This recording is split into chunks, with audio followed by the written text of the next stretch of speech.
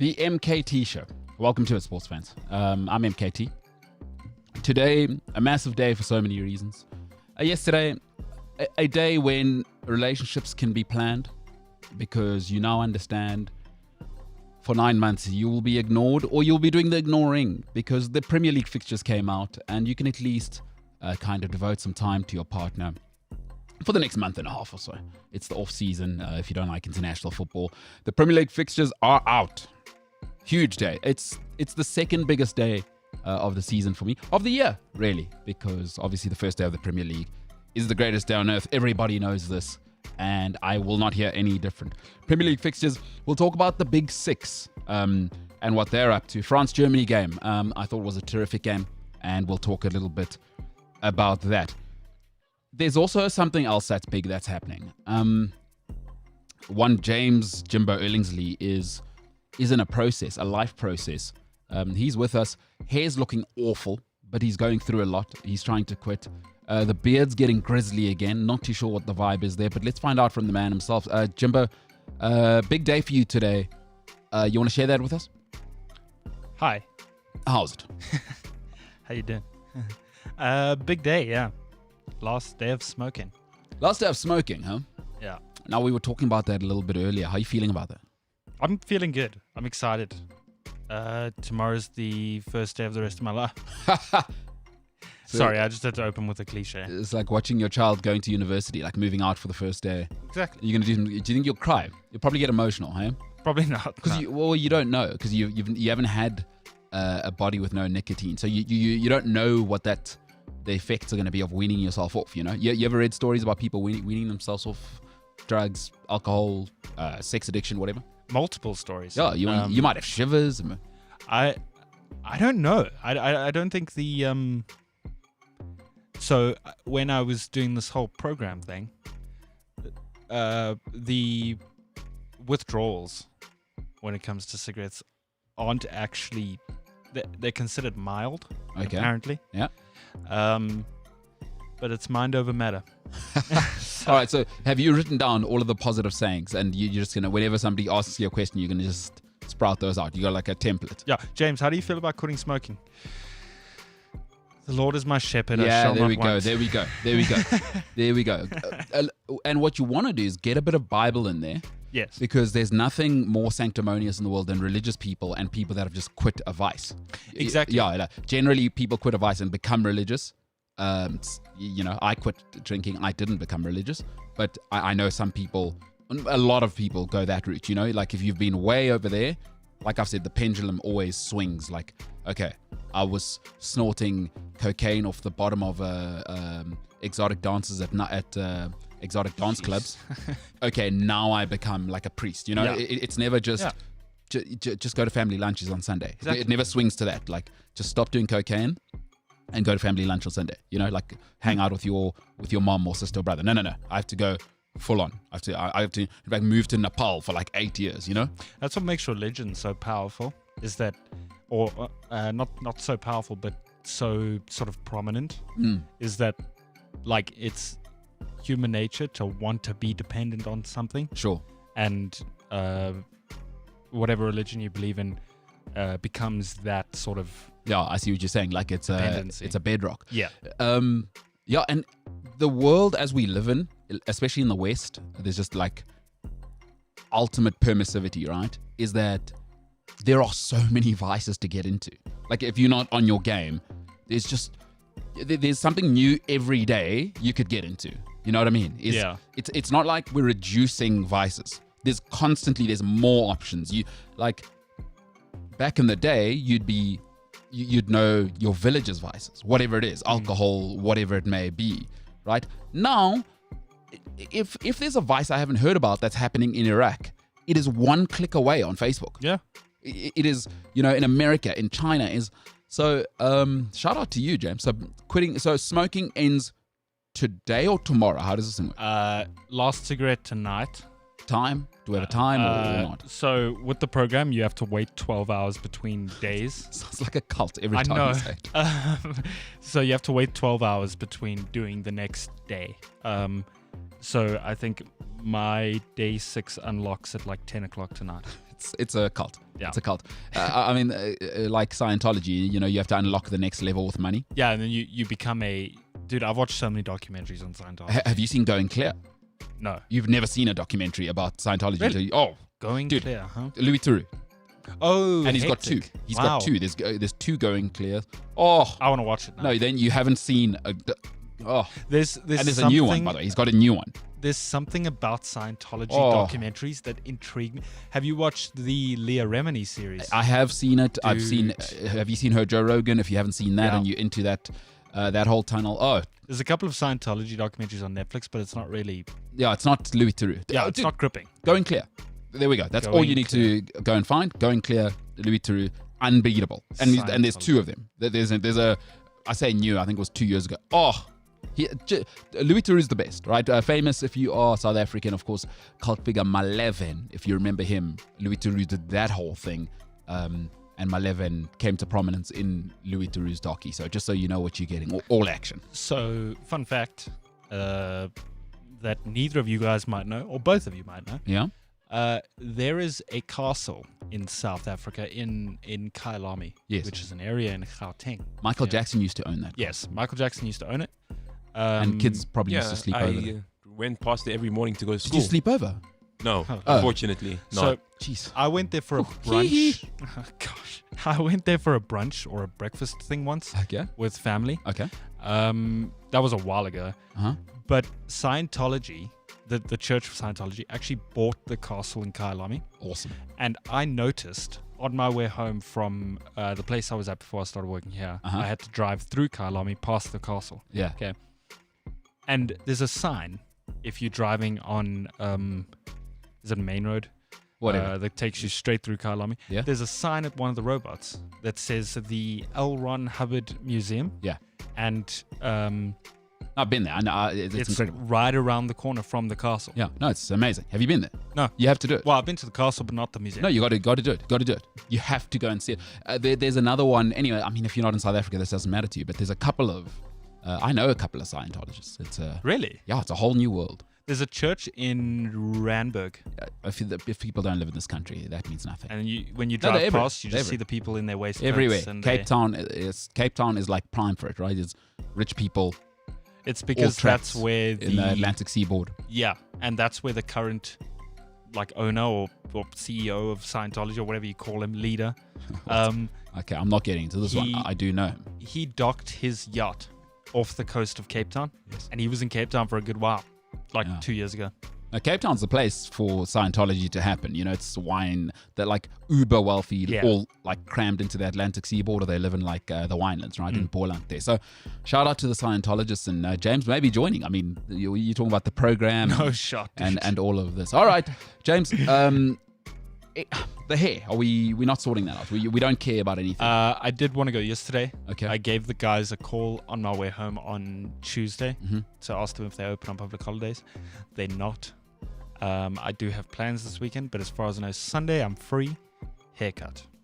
Okay, so it looks dreadful. I mean, I want to try and be nice because you're quitting smoking, but it's one of the worst things I've ever seen. But let's move on.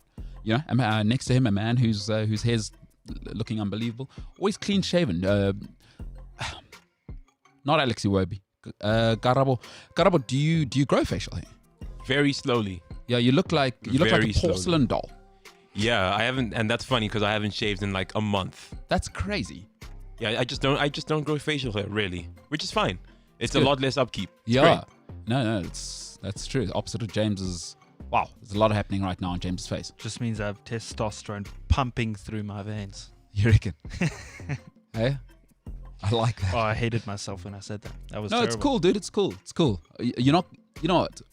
If you do know James, forgive him for the next, I'd say 48 hours. He's not his best self. He's about to quit something that he's known for how many years? 5 years. 5 years. Cheapest. That's a long time. Do you realize that's a fifth of your life? Yeah, More, because you're 24 now, eh? I am 24. Mother of pearl. All right. Shout out to you, Karabo. What's happening, pal? Not much. I don't know what to say. You just living your best life, not smoking. Yeah, just being, I guess. Do you eat breakfast? Did I eat breakfast? No, just in general. What type of person are you? People need to get to know who you are. Do you believe in 3 meals a day, 2 meals a day? Do you care about it? Do you just eat when food's available? What's the story? Wake up, big bowl of oats type guy.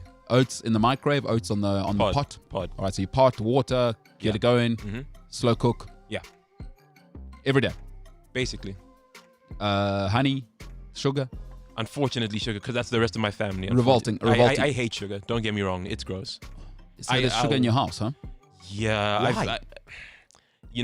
Probably my little bro. Because everyone else is like on the same page. Like, let's switch to at least stevia or something. I think we're missing something. Stevia. It's a natural sweetener. Oh, it's a sweetener. Okay. Yeah. I think we're missing something here. Yeah. You say there's sugar in your house, Unfortunately. but you're not forced to use this. Yeah, sugar. but I understand, right? No. What I was gonna say is, I'll throw a banana in there for sweetness. Got you. But if we don't have bananas, Yeah. then you're gonna. yeah. And the thing is, it's almost like these people that go, I want to quit sweets, and then they'll have a partner that buys them. It's impossible. Like, if as soon as you open that door, if it's there's going to come that moment at 11:15 at night where you just get a sweet tooth. Like, just don't have it in the house. Yeah. I totally understand that. And if it's in your environment, it's like now, so James, your lady doesn't smoke is what you told me. It's perfect because now you're not in that environment. If you out and your friends smoke, or you work at a place, because a lot of people smoke to socialize, so they say, you want to get in the mix, right? And now Garabo is just, what's he supposed to do? Not have sweet oats. No, it was just something that I thought of. I mean, ultimately, I'm with you. I'm kind of with you. He doesn't have to do it, but I can understand being in an environment, you're just more susceptible to it. I mean, so sugar, huh? Yeah. So, but you haven't thought of maybe having a family meeting there and just saying, guys, let's move to honey? I've tried so many times. It's just my little bro. Everyone else is calm with it. Yeah. Yeah. How old is he again? 11. No, Yeah, 12. It's tough to tell it. Very tough to tell a 12-year-old that what's good for them. You know? Yes. That's tough. Okay, so oats, and then what do you do the rest of the day? Just however the day goes. I watched the new Bo Burnham special on Netflix, Inside. Oh yes, I've heard he's very funny. He did the James. I sent you a video, I think, of Is This Heaven or a White Woman's Instagram? Yes. Yeah. It's that guy. Okay. Yeah, I also didn't know. Dory has encouraged me to watch it. All right. I know, big fan of him. Big fan of his work. He's a very good filmmaker too. He did a movie a few years ago, 8th Grade. Really good movie. No, I will watch it, and I've seen some of the clips and songs. Very, very funny. Yeah, it's great to see someone doing something with their quarantine, you know? Yeah. Anyway. He's super funny. All right. And then meal-wise, I mean, lunch, what are we thinking here? Why are we doing this? It's just, I like to know how people live their lives. Lunch, probably some kind of tuna. I'll have like tuna often for lunch. Protein, lots of protein for lunch. Bread, no bread? No, if there's nothing else, bread. Always just like, okay, what's the least processed stuff in the house? Work backwards. I see. Basically. Yeah, smart. Yeah.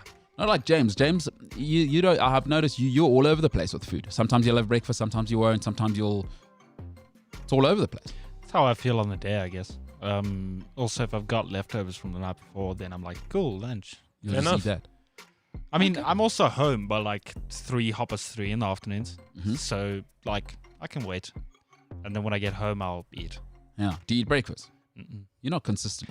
I used to feel kind of nauseous eating breakfast. Because going to school and stuff and living quite far away, we had to be up at like 5:30 in the morning, and eating at 5:30 in the morning when you've been awake for about 10 minutes. It's the last thing you want to do. Yeah.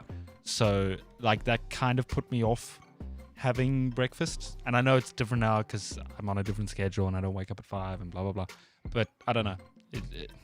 I'm good. Yeah, I feel like I'd also be eating breakfast a lot later if I didn't have to be here. You know? I don't know. Because I prefer like having my first meal at noon, intermittent fasting kind of. Okay. It's what I prefer, typically. See, we got to know you a little bit there. So now we know what Gara was like. And then supper, do you guys all get together, congregate as a family, or just everyone do their own thing? Food's ready, come downstairs, you grab your food, go to your room. Yeah, but I wish it was, let's just eat. I wish. Because I feel like in my house, it's especially bad. Everybody's doing something. Yeah. If they're not on their phone, they're on the computer. If they're not on the computer, they're on the TV. Yeah. And I just think, can we have time to unplug and just be? Can we just be mindful, enjoy this meal? Maybe chat a bit. And I know it sucks because people look at you crazy when you suggest that. Like, no, why would I do that? I've got like 30 minutes left of this episode in my bedroom. Like, no, can we just chill? Yeah. Can we just unplug? That's not going anywhere. Yeah. You know? Yeah. James, it bugs me. I just wish, and rightly so. Yeah, no, because I just wish, I don't know, even at like go out to a restaurant for lunch or something, people will bring out their phones and stuff like, did I bring you here to do the same things you do at home? Yeah. No, I brought you here because I want you to be here. So can you be here? Can you give me your attention the same way I'm giving you mine? Yeah. People, like, okay, at home, like whatever. I'm not going to tell people what to do. Shall I tell you a quick story? I once went on a date. And this lady was on her phone at like for quite a bit of it. You know how people are with their cell phones. Just like, oh, sorry, I just need to check this. And she went to the bathroom and I got the bill. And when she got back, I was like, call me back when you're serious. Because the way I think about it, so whenever I go to lunch with people, my phone's off, right? So whether it's in my pocket, because I don't have a car, so I Uber most places I go, or all places that I go, right?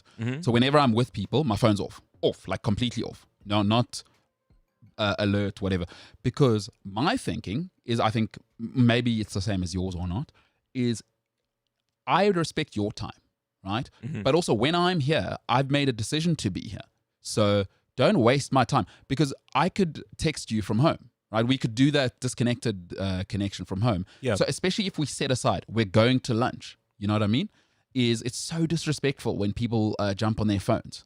Like it's very different when you're out with the lads and we're watching the football. Yeah. That's not, we're going to a restaurant to eat. Because I'm also taking my time, by the way. You know, like my time's precious to me. It might not be to you.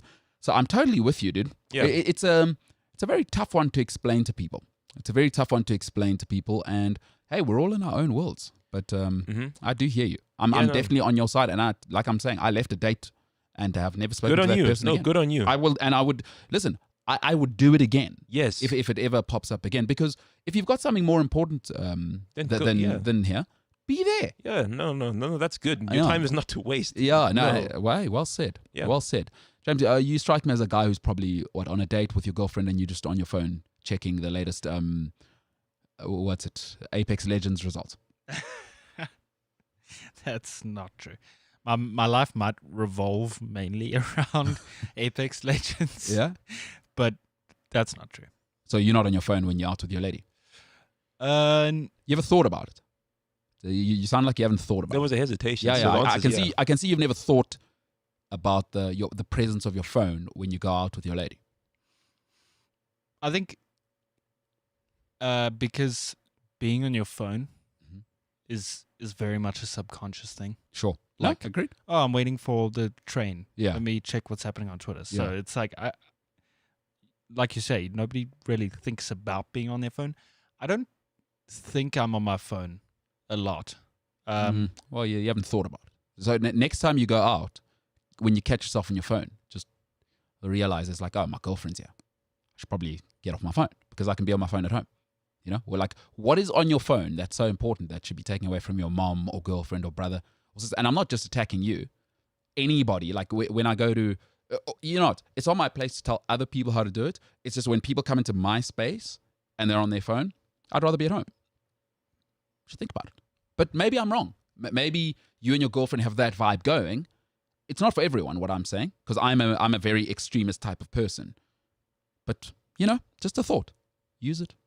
Lose it. I think people also use their phone as like an escape thing. Yeah. Okay, but that's a whole nother world. Oh, yeah. I don't want to go down that rabbit hole. Fair enough. Fair enough. Yeah. But while we're on the cell phone thing, we were talking about something before the show about voice notes.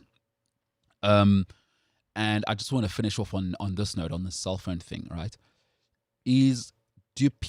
So my thing is 3 minutes max, right? Even if I'm sending it, if it's more than 3 minutes, I cut it. But there's people that send these like 10-minute podcasts. And I think to myself, how important do you think you are?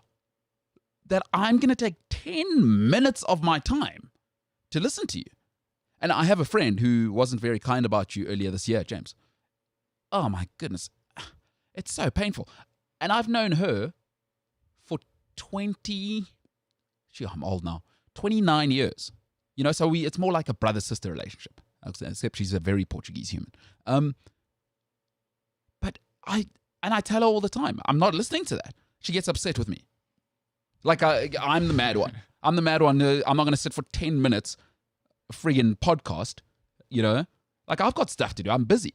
You know, I exercise. I read. But what about like playing it while you're making? No, it's mental. Like it's mental. I've got podcasts. I've got other stuff. Text me, all right? And if it's a 10-minute thing, let's go for a coffee. Who are these? What do you think my private life is? Or based around you? Or am I nuts? Like, do you have? I don't know. Do you guys have this situation of people? Because I honestly, more than 3 minutes, you're out of luck with me. You're out of luck. Forget it. I don't. Honestly, I've had to go hard and fast. 3 minutes plus, whatever it is, I can't. I do sometimes get very long voice notes, but then I listen to them while I'm doing something. Talk to me about very long. Give me a number. Because for me, 3 minutes plus, very long. Probably like 7 to 8 Oh, minutes. my Lord. But then I do it sick. while I'm like cutting chicken I'm or sick. like, Me too. you know, I'm always, I make sure I'm doing something. Because I personally don't want to sit there and stare at my phone while the voice note bar is just like, so that's why I make sure I'm doing something. So you listen to it like a podcast? Kind of, yeah. Karabo? Basically the same thing as James, really. Because I do get a lot of those voice notes. And it doesn't bother me. It just depends who. Yeah, You that's know. true, actually. Because, yeah, like if... like those are the worst people, right? Where, No. 30 seconds of, That's not, I don't have... and then, actually, I don't know what I was saying, but you know what I mean? Yeah. Like those people, or I mean... What was I going to say again? Oh, yeah. Anyway, I'll listen back to this, and then I'll come back to you if I left something out, but like those people. Do you know who I'm talking about? I do. They are these monsters.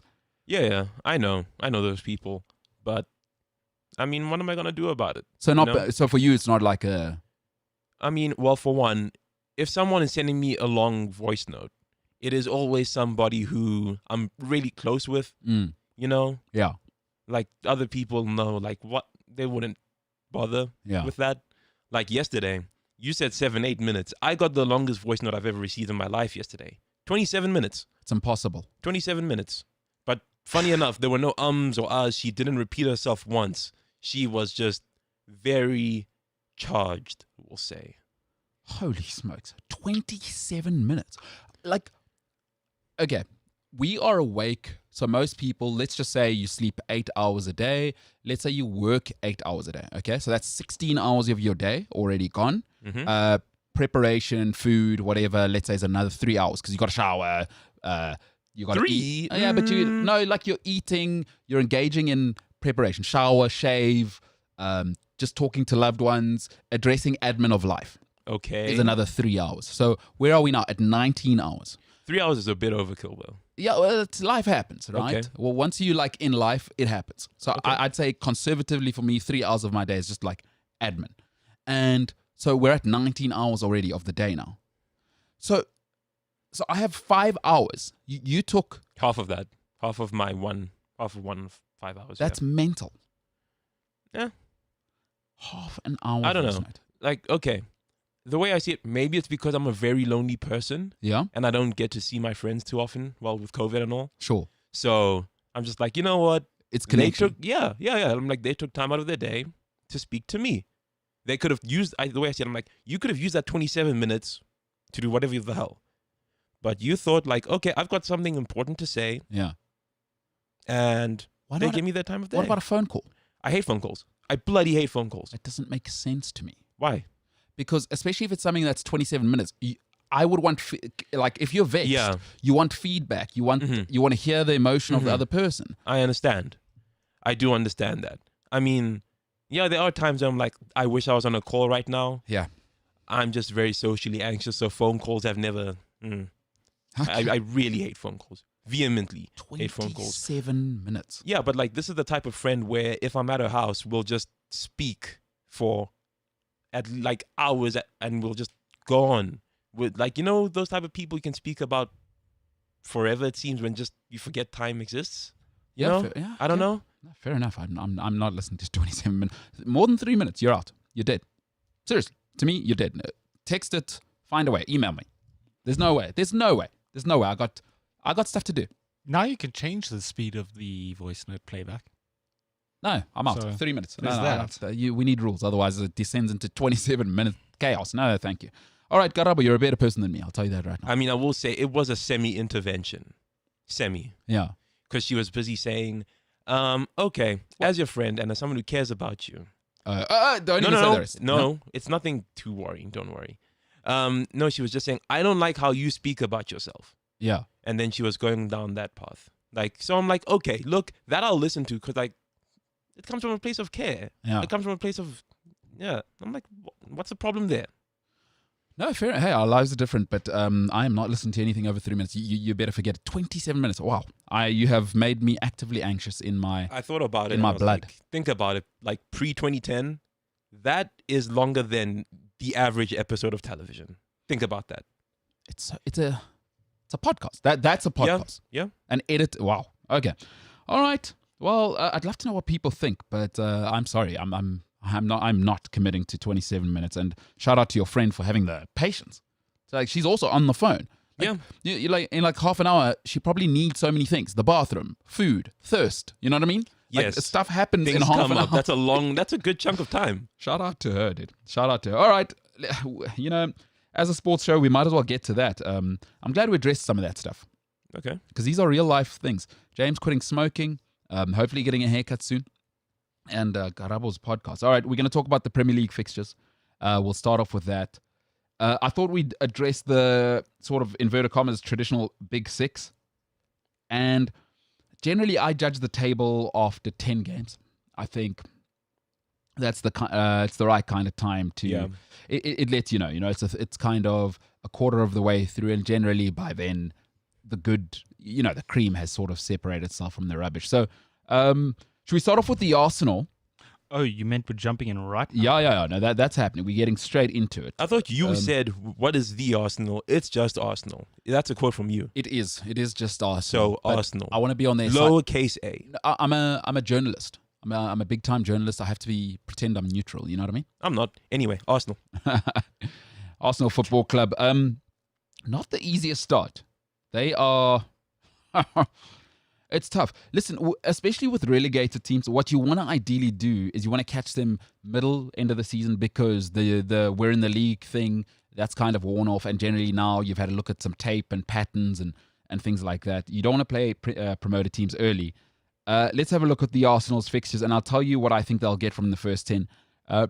So they got Brentford away, Chelsea away, Man City away, Norwich at home. So I've got Brentford. I think Arsenal are still a mess now. I mean, there's so much happening at the moment. Read this morning that they've upped the bid for James Morrison. It is £52 million as it stands. Oh my goodness. Why are they getting Ben White? They've already got centre-back. So it just seems it's all over the place with Arsenal. They haven't done any business. You can see some of the big clubs have already kind of executed their business. And it's pretty clear where they're going. Arsenal, still a mess. Still a mess. And remember, if you get guys in, people are still going to have to go out. So Arsenal, still a mess. I think they're going to lose that Brentford game.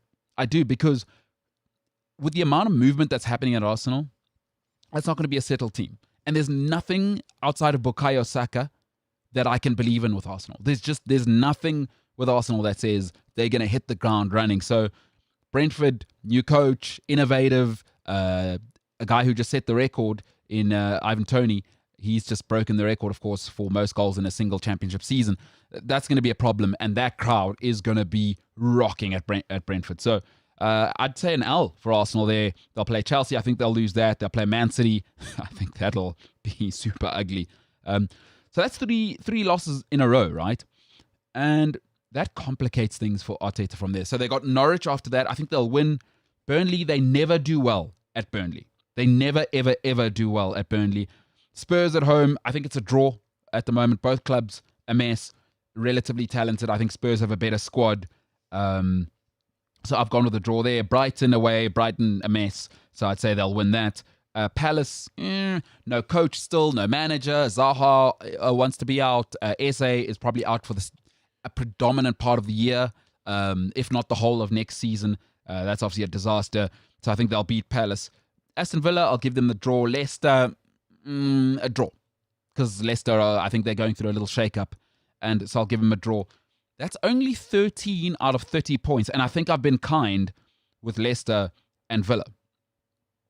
They don't do well at Burnley and Spurs. That's always going to be a toss-up. 13 out of 30 points. And if you're an Arsenal fan, I want you to go and look at those first 10 fixtures. I don't think I've been unfair. That Brentford fixture is going to be a nightmare. Promoted teams early on. And also remember, fans haven't been in stadiums for a year. That is going to be an atmosphere like maybe Arsenal haven't felt in forever. Maybe since their Champions League days, and that was 5 years ago. That is going to be intense.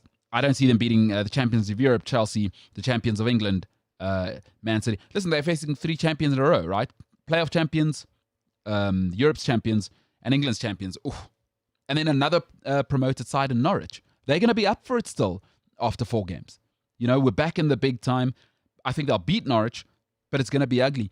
Big questions on Mikel Arteta. Because, Karabo, if I'm right, Brentford, they lose to Brentford, they lose to Chelsea, they lose to Man City. How much pressure's on Arteta by the Norwich game? Yeah, that's the type of game you lose, you're sacked. With that run. I don't know if they would lose to Brentford. I can see a draw, maybe. Yeah. The fact that I'm saying that Arsenal at best against Brentford, let's just. Isn't that crazy? What? Anyway, yeah, Arteta. Good luck. Yeah, that's gonna be a nightmare, dude. So I've got them 13 out of 30 points as in the first 10, and I think I've been kind. Aston Villa are nothing to be messed with right now. They are not a joke. They are not a joke. So Leicester, we saw what they are. Mm-hmm. That's a proper football club with a proper coach, with a proper system, and they got some guys, dude. Yeah. Like Leicester have some guys, right? Vardy is not going anywhere. Iheanacho is only going to compound next season. He's shown us a little bit of what he is this season. I think he's settled. Can you imagine next season? He's hitting the ground running. I think I've been kind. It could even be less than 13. It really could be. It's not like Arsenal haven't disappointed everyone before, really. So. Man, that's... You'll think... Does Arteta survive with 13 points after the 30 games? Or 30 points on the table and he only takes 13? It's a tough question because I'm saying yeah. But who do they get? Because Rafa's gone now. He's probably going to Everton. Yeah, my question is, who is the replacement? Who would be a replacement at Arsenal? Like, I know some people are in or out on Arteta. Let's just say I'm right and he gets 13 out of 30 points. Now fans are back. It's super different. Like, now fans have been unhappy, but it's just on AFTV and on Sky Sports. Now fans, you know what it's like. Yeah. And it very quickly goes. And I mean, Arsenal's packed every week. Yeah. It's going to get hostile very quickly if that's the case. Who would take the job? Because Arsenal's like that in-between job. It's like, it's still a big club, but it's a bit of an ugly job to get, because there's quite a bit to do there. It's a very ugly job. Like, who's out there? Who's the Bournemouth guy, Eddie Howe? Yeah, Eddie Howe's free. Yes, I would like to see that, but... Isn't that nuts that Real Madrid are getting Carlo Ancelotti back and we're talking about Eddie Howe possibly going to Arsenal? Scott Parker. He's a Tottenham lad. I don't know if he'd ever go to Arsenal. No. Although I thought Rafa would never go to Everton. So did I. So here we are. And he stabbed us in the back. Yeah, here we are. Yeah, stranger things have happened. A job's a job, Mm-hmm. Goodness. Yeah, like you said, that is a job that comes with so much work from the first day. Gattuso is out of a job as of this morning. Oh, so has he eventually... By the way, he has not managed a single game. That's 30 days of employment. He is a hot potato as well to manage. So that's the Laviola at Fiorentina there. Yeah. Ugh. But 30 days in the job. Gennaro Gattuso. I read this morning. I was like, geez. So, but is that official? Is he out? Because he said there was some disputes with the transfer stuff. So that's... He's out. That is amazing. Oh, my God. How much money do you have that you can just walk away? I mean, he's one of the most legendary. If he's looked after it, he's been a legendary. I think he played 20 years at the top, right? He's fine. It's not about the money for him. No, but that's what I'm saying. How much money can you have that you're actually just, I'm done? Green Bay Packers quarterback Aaron Rodgers. So he just needed to show up for what they call like preseason camp. You got to know how much sportsmen earn. $100,000 just to show up. If he walked through the door, he gets $100,000. No thanks. I'm out of here. I'm not coming. They're having a bit of a dispute right now. Yeah, $100,000. Don't even worry about it. Nah. Can you imagine? Yeah. So that's the level these guys. Wow. So It's so crazy. I'm sitting in 2021. Arsenal is one of the most famous things on the planet, right? I'd say Arsenal's in the top 50 most famous things on planet Earth. Surely. If you just took numbers. Top 50? Yeah, that's fair. Probably, yeah. Yeah. Maybe even top 40. I'm being, but I want to stretch it out. Top 50, Arsenal. And we're talking about Eddie Howe or Scott Parker. Possibly. Like who's next? Like the Arteta level is Scott Parker. Is Eddie Howe. Quite literally, the former player working their way up in the management world. It's quite literally the same level. Graham Potter's in the mix. I mean, he's done a great job at Brighton, but that's the level of Arsenal right now. That is so... Wow. Isn't Mertesacker retired now? No, he's in the mix at Arsenal as like in the executive role. Watch him jump in, like out of nowhere. It's so... I find it... It would be like... It would be like Toyota coming to me and saying, listen, the CEO job just popped up, or what are you up to at the moment? Do you know what I mean? It's that ridiculous. Like, I don't understand how Arsenal have gotten themselves to a place where Aston Villa came and bid for Emile Smith-Rowe. And it's like a real thing. Like, back in the day, there's no way. That's laughable. There's no way Aston Villa would come even to bid for your, I mean, between him and Saka, your biggest talent. And there's no way he's not at least thinking about it. Listen, he's only got a year left on his deal. He has not signed a new deal, 25 mil, because it's a little bit cheeky from Aston Villa. They know what they're doing. Absolutely. We're making it happen here. We know that, wow. So that's Arsenal. I think it's such a problem for Arsenal. They've trapped themselves with Arteta now. Because, again, where's the transfer activity? I mean, if they go and get Bissouma from Brighton, Maddison, who could they get it right back? Lamptey, maybe. And he's been injured, but okay, you get Lamptey, and who else? They still need a striker. I'm sorry, Lacazette and Aubameyang are not a solution. They need like a proper guy. Yes. Like Man United, I think when you got Cavani, you That's realized, a striker. Yeah, you realized like, oh, that's what it's supposed to be like. Like when we get the ball up top, it's not supposed to be hard for somebody to be on the end of chances. Yeah, like, that should be the status quo. Because immediately when Arsenal get a proper striker, and I think you saw Rashford's game. What happened to his game this season, even Daniel James, and then you saw what happened to Greenwood's game, right? Was when you've got Cavani, it takes so much off your plate. Yes. Because now Bukayo Saka doesn't have to carry the ball all the way to the box and do the finishing. It's like, oh, no, wait, let me play a 1-2, and also I can go and recover on the wing because that guy up front will just hold it up and bring everyone else into play. And then also, when Bukayo Saka produces a moment of magic, imagine he had Cavani. You know, Greenwood saw the benefit of, oh my goodness. Like, now when I cross it in, this guy's in the right place. Yeah. Greenwood, you know, he likes to cut inside. When I give it to him, he gives it back to me. Like Aubameyang and Lacazette just lack that thing. That chemistry. And also like that level, like Cavani's proper, that movement is the next level. They Lacazette that thing. You should quit smoking more often. If that's the type of magic you're going to produce, you should quit smoking more often. Also, I realized something. We have the Roadcaster now. I'll take it. They Lacazette that thing. It's Garava didn't like it. You should quit smoking more often. That's very good. Yeah, listen, I worry for the Arsenal, but they've trapped themselves as well. The Arteta situation, because you can't get out of the Arteta thing now. You're invested. Yeah. Like way too deep now. And imagine, even more so, they go and give him the 50 million. I think they're joking if they think they're going to get Maddison for 50 million. He's going to cost. Are we speaking about the same Maddison? The Leicester guy. James yes. Wow, that's laughable. I would feel offended if I was him, genuinely. Yeah, look, I mean, he's got some stuff off the pitch right now. Before England, there's a reason why he's not in the England camp. And sometimes, and Leicester aren't shy to sell their star players, by the way. Hey, Conte, get out of here. Morris, see you later. No, they're not shy to. No. Because their recruitment is incredible. I was about to say, Leicester have always got a plan. Everybody said, I can't believe they've sold Chilwell, it's going to fall apart. Castagna was one of the fullbacks of the year. They got Pereira on the right? Like, they are not shy to move on. And I love that modus operandi. They're like, our recruitment's so good. So I don't think they'll be shy. I think that 50 is an insult, though. It is. 80 minimum. At least. English for tax. James Maddison? Yeah, English tax. Yes. John Stones cost 50 million 6 years ago. If you're English, you cost extra. That was 6 years ago? Yes. Oh, my God. Oh, Jesus, man. Okay. James, Wow. your football club spent £35 million on Alex Oxlade-Chamberlain. So don't tell me about overpriced. No, I wasn't saying it was overpriced. I just wanted to make sure I had the facts right. I wanted to have a say. Well, it's 52 million on Maddison right now was the bid this morning. I don't know if it's been rejected or what the story is. 52 mil. They're kidding.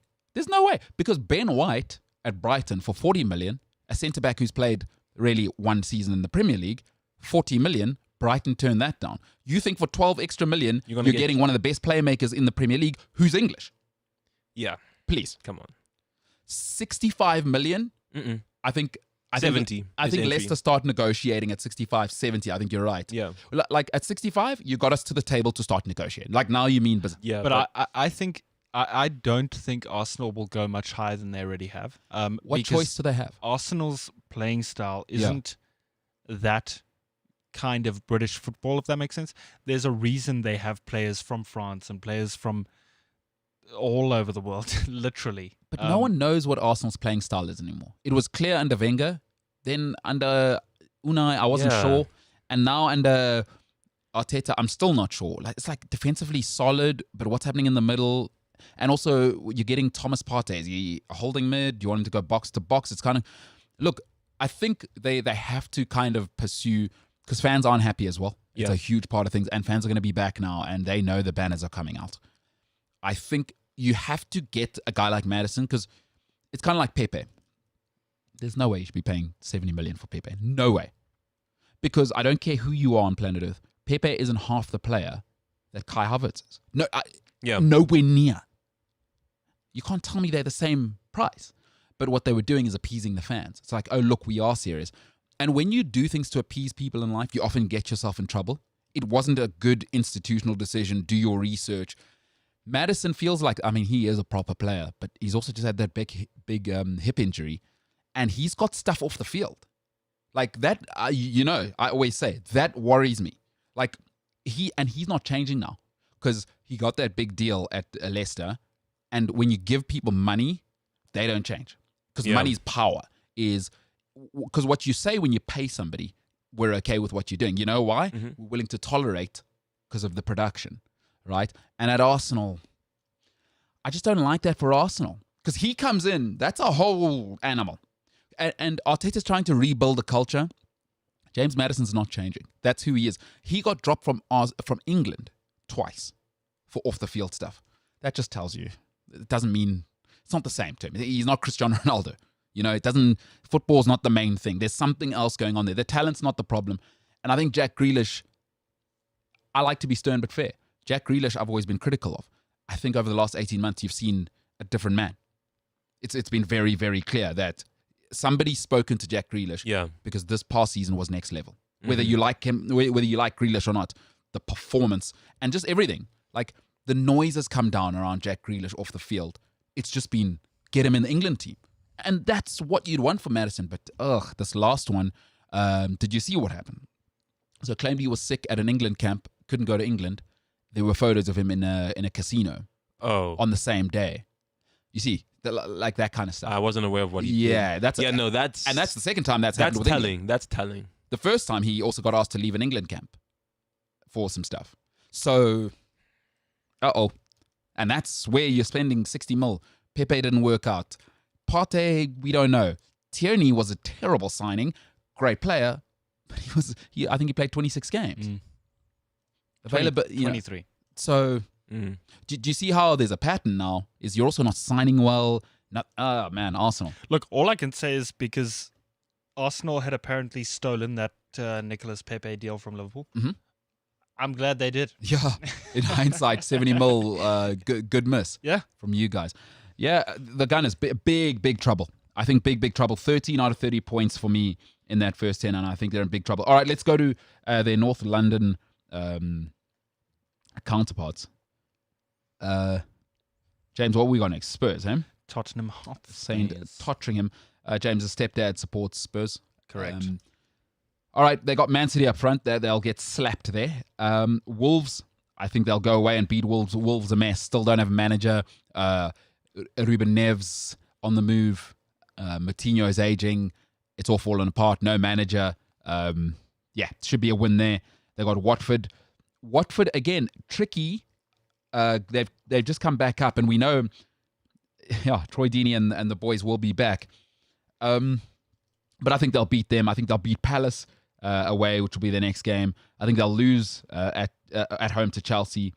They'll draw to Arsenal, as I said. I think a derby is always tricky. I think they'll beat Villa. I think they'll beat Newcastle, West Ham, and then I think they'll lose to Man United, because United are, whether you like it or not, they're a real deal now. That's not United of 3 years ago. There's something there now, and they've got Cavani. They might get another striker. They may have Sancho by then, and you'd like to think 10 games in, probably settled, and then you got problems, because then you got Greenwood to deal with Cavani, with Sancho, with Bruno, with Luke Shaw. Then you got problems. Because then Rashford's pace starts to really go to the next level. Bruno gets an extra second on the ball because you can't double him. If you got Sancho and you got to deal with Rashford and Luke Shaw, who was the best left back in world football, I believe, this past season, you got to deal with all those elements. That gives Bruno time. And by the time you're playing United, Spurs, I think they settled. So I think you'll lose that one. But I think Fonseca, born in Mozambique, interestingly, Portuguese international, he'll be the next manager, it is being reported. I think Spurs get 19 out of 30 points, and I think they should be happy with that. I do. And I think I've been generous that they are not beating Man City. And if Chelsea do the business as they're going to do, I just don't think they'll be organized by that time to stop, because Chelsea are on a thing with Tuchel right now. But I think they'll beat, maybe I'm being kind, but I think they'll beat Villa. They'll have enough about them. And do you guys think Spurs will be top 6 next year? Yeah. Yes. Top 6? Yes. So you think who they're going to kick out? Arsenal. Arsenal went top 6 this year. I was about to say. I think maybe West Ham. West Ham were top 6 this year. Yeah. So the Hammers out, Spurs back in. I think, on paper. Yeah, Tottenham. I think they might go through a couple of growing pains over the next couple of years. It's a weird one with Tottenham, because there's nothing wrong with Fonseca. I think Roma was a disaster. But ultimately, what's going on there as well? Is this a Tottenham? We're speaking about a Tottenham that we're assuming still has Harry Kane? Yes? Does that matter? Yeah, yes, of course. Absolutely. massively. You know it does. Okay, so no Harry Kane. Are they finishing top 6? No. I don't know. I think No, they they're could finishing change. They're finishing like 8. I think they could change the whole way they set up their team, because right now, Yeah. everyone knows how it's based. It's based around Kane, Son, and get the ball to those two. Maybe Lucas every now and then. But I don't know. I think a different approach to the game could actually do them good. So Tottenham, hypothetically, go and lose Kane, get Grealish and Ollie Watkins. Hypothetically. Are we still in the top 6? Yes. Grealish he helps. Plus Hyun-Min Son. I mean, Yes, because now you got Son, him, and I love Ollie Watkins. that's solid. That is still very solid. Why is nobody going for Ollie Watkins? Why aren't Arsenal going for Ollie Watkins? I don't understand. What are Arsenal doing? I don't know. Why are Aston Villa? I think they're going to troll Arsenal now, because I remember they beat them to Buendia. Yes. You know what? If I was why aren't Arsenal? Isn't it crazy? Like, he's proper, right? Have I missed something about him? Not at all. He's strong. He holds it up. He's got a clean touch. This is he's general not consensus. He's not like Lukaku, where you got to worry about his first touch. And he's strong. Him and Grealish. I mean, you've seen that combo. And who's it? El Ghazi. Him and El Ghazi are just like a force, right? Mm-hmm. Why aren't Arsenal? I'm sorry, he's better than Lacazette. Yes. I don't understand. He is the type of guy you want up front. Hold up the ball if he needs to. Yes. He's got the pace. He's got the control. I don't understand. He's everything they need. You can play Aubameyang along the left if you wanna. Yeah. Sure. But I don't. And he works hard, so it's not like Yes. you're losing any sort of work rate with Ollie Watkins. He will chase things down. Always. Okay, so you're saying Grealish and Ollie Watkins, we replace Harry Kane with those two? Or are we in the top 6? Absolutely. We are, because it's still a good team. Ndombele, I mean, I don't love Ndombele, but he's clearly got ability. Mm-hmm. Who else you still got there? Sissoko, Harry Winks. Who's in the mix? Aurier's gone. Aurier's off to PSG. Yes. So listen. We got to see who's the guy that came from Wolves at right back. The Irish guy. He's got to step up. He's got to step up. His name is evading me at the moment, but I know who you're speaking about. Yeah, it'll come to me. But he's got to step up. Reguilon, listen. Patrice Evra struggled in his first season in the Premier League. Is it Doherty? Doherty, yeah, on the right. But Reguilon had an absolute nightmare last year. But the Premier League will humble you, right? The Premier League, Patrice Evra was substituted at half-time in his first game ever.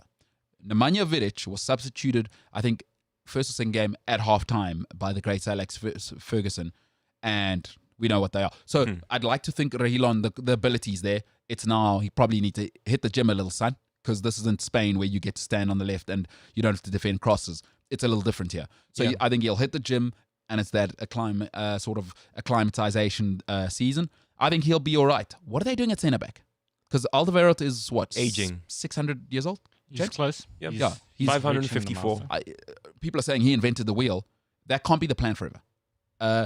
David, another man, he's just got your... No. You don't look like him. Davinson Sanchez. Thoughts? Yeah, he's a good defender to have, but he cannot be the focal point of your defense. Well said. Yeah. So what do they do there? Because who's the other guy? It's meant to be Sanchez, right? Eric Dyer. Oh, my gosh. Oh, yes. Oh, that's who we're missing. Eric Dyer. That's not a plan, eh? No, that's not a move. They need to sort that out. So Sanchez, Alderweireld, you need another one. They got Rodon, the Welsh guy. Not familiar. Yeah, Rodon. I've seen him play a couple of times. I think he's got potential. But I need to get in the top 6. I was about to say, do Spurs have time for potential? Yes, that's what I'm saying. I got to get in the top 6. Rodon. So are you telling me Rodon and Alderweireld is the plan? With a new right back, maybe Doherty. That's not a... Wait, isn't Pierre-Emile Højbjerg? No, but he plays midfield. He's the holding midfielder. So you need centre backs, dude. I'm talking about... Who's the... Did you see obviously the Denmark game? Yeah. Not Simon Kjær. It was Eriksson, and there was another guy. Who's that right back for I skipped for that Denmark? match. My word. Some player, that Denmark right back. I'll tell you in a second. An option for Arsenal, but they got to get rid of... Spurs as well. They need a right back. But yeah, Spurs, interesting times there, Karabo. Because I think a lot of people aren't thinking about what's going to happen at centre-back. Alderweireld's getting on, right? It's not just me seeing that. No. Like, he had a decent career at Spurs. I think he's helped them to be in the Championship or the Champions League. But now... Yeah, he's done his bit. He's really done his part. No team, like you always say, no team is going to do much with a bad defense, really. So, Spurs, but I think 19 out of 30 points. I think that'll be a solid start. Fonseca will know by that time who... And they've got to do some business, I think, in the market as well. It can't just be Højbjerg in the middle. I think he needs a bit of help. He does. Harry Winks isn't a plan, I don't think. Are you talking about Larson? Maybe. I don't want to say yes, but did he start at right back for them? In the Denmark game against Finland? Finland, yeah. I'm such an idiot. Why didn't I just... Yeah, but I do like that right back, by the way. Let's have a look out for him. I think Denmark play tonight. They do. In the Euros. Yeah, I really like the look of him. I like Switzerland's right back as well. He's got your dreads but died. Yes, I know the guy. Yeah, nice athleticism. I think Premier League clubs will look at him. He's got the physicality. Yeah, we played against... Yeah, he plays for... Is it... I don't know. Sweden. He plays in Sweden. I remember we played that team in the Europa League, and he's a really good right. I don't understand how he's gone under the radar so long. Yeah, it's odd. He's pretty good. Yeah, he's got that physicality in the Premier League. For me, I'd always take physicality in the Premier League over technical ability any day, because we can work with the. I mean, you see Kyle Walker, not the greatest in terms of technical stuff, but if you're a physical freak, I mean, that's listen. Speed is like makeup, right? It covers up all your dark spots. It is all your faults, all your blemishes. Speed, it'll do it, right? So yeah, I think Spurs solid start. Let's move over to Merseyside. Jimbo, before we get into this, be honest. What are you hoping for this season? Be realistic. Less injuries. Let's start up front. Keep Salah. Yes. Keep Bobby Firmino? Absolutely. What about the Senegalese guy then? 1000%. Yeah. So keep all three again. Go again. Yeah. Look, I think get replacements for one or two of them. Diogo Jota. can sort of play as a utility you can play everywhere, kind of thing. So that's really great. I think maybe one more replacement just to be able to, on the evenings where we play Palace or whatever, switch it up. Jota, any concerns? 2 big injuries now. He had one at Wolves, and now he's had that massive one with you guys. Any concerns there? Because can you rely on him? If he's shown the last 2 seasons, he's had 2 massive injuries.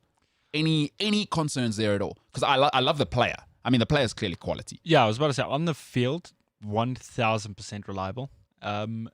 Injury prone, I don't know. Is he becoming injury prone? What is actually going? I don't know. The last 2 seasons, I told you my problem with Tierney. I love Tierney, but I said at Celtic he had massive injury. And then at Arsenal, look what happened. Is injured young, injured old. Maybe it's the Luke Shaw thing. Remember when Luke Shaw got injured? I think it was in the Europa League. He broke his ankle or whatever. Yeah. Mm-hmm. He struggled for a while, but he came back, and this last season he was insane. So I don't know. The thing about Luke Shaw, I'm not joking, that broken ankle, I'm sorry, the guy was always overweight. And that's going to affect a lot of things. No, but not just that. After he had broken his ankle and came back from injury, you could just see the way that he played. He was nervous to do anything. And it doesn't help in recovery when you're constantly carrying extra weight. Yeah. Right? So it's taken some time with Luke Shaw, I think, for him to take it seriously.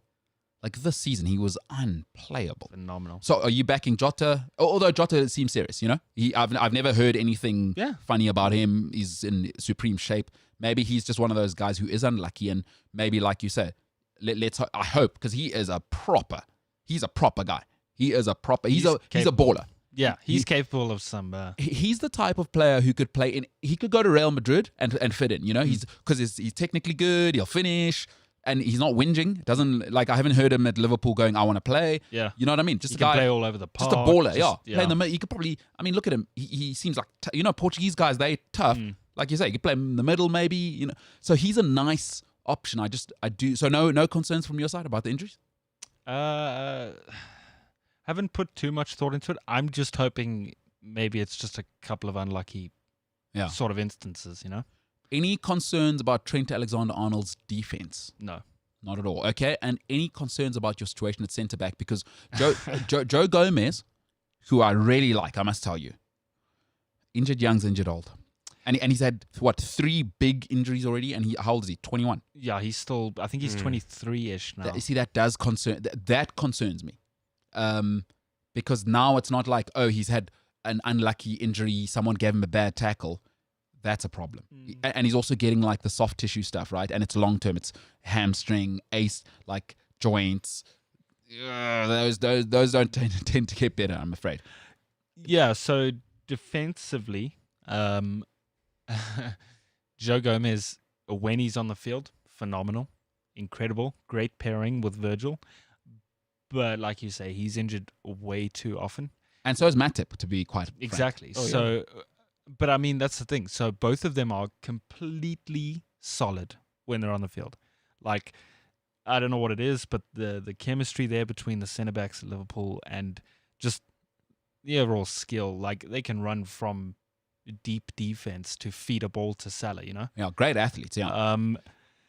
So, yeah, I mean, we've just signed Konate. Yeah. Big money as well. I'm very excited for him. I think this season our defense will probably be back, if not better, to where it was when we won the Premier League. Lastly, any concerns? Virgil van Dijk, ACL, that's a brutal injury. And such a big part of Virgil's game is the pace. That's got to... Because, I mean, he's a pro's pro from the looks of things. I mean, he is that's like a horse. He is in unbelievable shape, right? Mm-hmm. But, I'd have... guys that are that sort of physically imposing, things have to be perfect. Because he can't be out of alignment anywhere in his body because it is... I mean, plus, you look at him. What's he, 6'6"? At least. He's 6'4", easily 6'5". He's a man. Huge. Right? There has to be concerns there. Because especially, think of it at that size, the force that he's putting on his knee. Because we know in preseason, it's different. But now Jamie Vardy's trying to spin around the corner and it matters. It's for 3 points. Any concern. But listen, I love Virgil. I hope he comes back. He's been great for the Premier League. He's a worldy defender, right? Worldy defender. Any concerns there? There was, because ACLs aren't injuries that you can come back better from, if that makes sense. Very rarely. But the thing with Virgil, and I think he's been very smart about it, is the timing of everything. So he got injured early, out for the whole season, did the rehab thing, and I think he knew, and so do a lot of players, that when you have an ACL, you're out for pretty much the rest of whatever that season holds, unless you're an animal. I think he's taken his time with the rehab, and he's also pulled out of the Dutch squad. Also very, very smart move. I think he is being smart about this because he knows the seriousness of ACLs, and I think he's going to come back and be the same Virgil. Heartbreak for Virgil. He'll never play in a Euros in his whole career. What do you mean? Oh, yeah, you're right. No, it's over. Man. Dude, he's like 30. How old is he now? He's not that old. Yeah. Well, Is he really? Yeah, won't you Google? He's at least 30. He's in his 30s. Dude, he's been playing football forever. I'm going to be so sad. Yeah, he'll never play. He'll play in the World Cup. This is the worst day of my life. He's 29. He's actually not 33. He's not making the next De Ligt, and there's guys ready to sweep him out by the time. And especially for a guy like him, the pace is such a big part of the play. By 32, starts waning off. You know, this is the worst day of my entire life. So hey, but there's a grown-up, right? As a footballer, your life's dream is to play Euros and World Cup. Taken away, and he could have played. He could have, but grown up. What's the big? Because he's probably sat with his wife, family, his advisors, people, and gone. Listen, guys. Now we've kind of built the legacy a little bit over the last 2 seasons. We need, in order to get the payday at the end, America, Qatar, whatever it's gonna be. I can't play because imagine he played, goes again. He's in the championship in 2 seasons. That's the thing. I think it's so smart. I think he knew for a while, actually, that he wasn't going to go to these Euros because then he would have been in a rush for his rehab and he would have come back injured again and made it a lot worse. I think he's been very smart about it, and I have no doubts he's had extra time almost to recover from the ACL. So that's a pro. Yeah. Like, if that was me, I'm playing Euros. I want to tell you right now, with my mentality, are you telling me a life's dream? I'm doing it. Even Cristiano Ronaldo plays tournaments. No, but what was the tournament he played injured? Ronaldo's not human. Whatever. He's not human. I don't think we should ever compare anybody to the most committed, certainly outside of American sports, because Americans will always argue for their guys, the most committed athlete in history. Cristiano Ronaldo, convinced to this day, is an alien. I mean, there he is again. He's not from this planet. 2 goals, again, at this level. Record goal. Is there a record he's not going to take? Also, can we just reflect on the fact that it's a little bit off topic, but today's Cristiano Ronaldo Jr.'s birthday. How old is he? I have no idea. But what we're reflecting on is the fact that Cristiano Ronaldo posts this sort of montage of 3 photos. Yeah. And it's him in the house and blah, blah, blah. And in the one photo, he's standing in front of this customized Merc 4x4 that's like matte green and looks pretty intense. But his son's standing in front of this Merc. Your dad is Cristiano Ronaldo, Mr. Pretty Boy himself, Mr. Billionaire, okay? He's standing in front of the Merc with blue Crocs on. Awesome. And I'm like, dude. No, that's winning. That's trolling people. No. Yeah, that's how you troll people. Like, I was so rich. Crocs. Comfort, bro. Dude. He's telling you, my dad's so rich, bro. My dad is so rich. We've got a full golf course at our one house. But I enjoy Crocs. No, I'll rock it. Yeah. What you going to tell me? My dad's Cristiano Ronaldo. How do you come back to someone that says, who's your dad? Cristiano Ronaldo is my dad. You say my dad asks for consent. Yeah. Well, allegedly. Yeah. Allegedly. I'm I mean, not in having fact, a say on this. he was found not guilty. So we believe in the law. Cristiano Ronaldo, the management of this show does not concur with Karabo's thoughts, whatever Karabo thinks about that situation. Let's be very, very... Because we should always believe the law. Yeah. I'm not saying anything. Yeah. No, so again, I can't say enough how much that the management of the show Karabo does not represent the MKT show in any capacity in his thoughts. They are his own and independent. Indeed. Of this show. But that's the swag move, dude. Cristiano Ronaldo's my dad. Get out of here. Yeah. And how old is he? Like 15. No win. No, not a shot. No, I think he is getting a bit old now. Like Not- 10, Yeah, 12. Yeah, but 15, nah. No, I think he is actually closer to 15. Cristiano Ronaldo's 35, guys. He might have, even if he had the kid at 23, they're 12, To 13. be fair, yeah, I don't know when this guy was Right. born. No, I'm This kid. pretty sure this kid is like approaching the age Yeah, he is. to play like academy, like Oh my proper academy. He's got every friend in the world at school. Oh, he's 11. That's 11. Yeah. Okay. No, it's a little young to start with the girls and all of that. So, give him another 4 or 5 years. Living the dream. Also, his Wikipedia page says he was born in San Diego, California. Who? Cristiano Ronaldo Jr. Yes, because Surrogate mother. yeah, surrogate mum. All of the kids are except the twins. I think he's got 4 kids now. Cristiano Ronaldo. Yeah. So the first 2 were surrogate. Yeah. Anyway, Yeah. I know it's completely off topic, but I just thought that was hilarious this morning. Cristiano Ronaldo, always a welcome topic. I'm a huge fan. Huge fan. All right, let's get into the Reds. James has no concerns at all. He's saying dynasty. They're going to be the greatest team ever. Norwich away to open up. I think they'll win that. Burnley at home. I think they'll steamroll. I mean, it'll be first time back. The cop end will be literally sucking the ball into the net. Literally, that's going to happen. Burnley going to get steamrolled. That's going to be ugly. Chelsea, I feel very confident as a Chelsea fan. I'm not worried about Liverpool. I don't like where they are from last season, so I think they'll lose that one. Leeds, I think they'll win away. Palace, they'll beat. I think they'll beat Brentford. By that time, when you're in the league, for Brentford will wear off. They'll get smashed by Man City. Watford, they'll beat United. I think it'll be a draw. I mean, that Northwest derby, you got to swing it either way. And then I think they smash Brighton. So I think for Liverpool, Jimbo, 22 out of 30 points. You're probably in the top 4 at that stage. You're not miles off it. Yeah, I think that's pretty fair to say, because all of those results isn't going to be win-loss, win-loss. And I've given you the draw at United. I think that's going to be a absolutely brilliant game. But a pretty easy start, actually, for Liverpool. Outside of Chelsea. Compared to Manchester City's run-in, which we'll get to, it is one of the easier starts for the Big Six club. I think you're wrong. I think we will beat Chelsea. Mm-hmm. I think it's at Anfield. There's fans, the cops there. We've got our star players back. The squad's fresh from preseason. So I think if we don't beat Chelsea, I think it's at least going to be a draw. I don't think you guys will beat us. I do.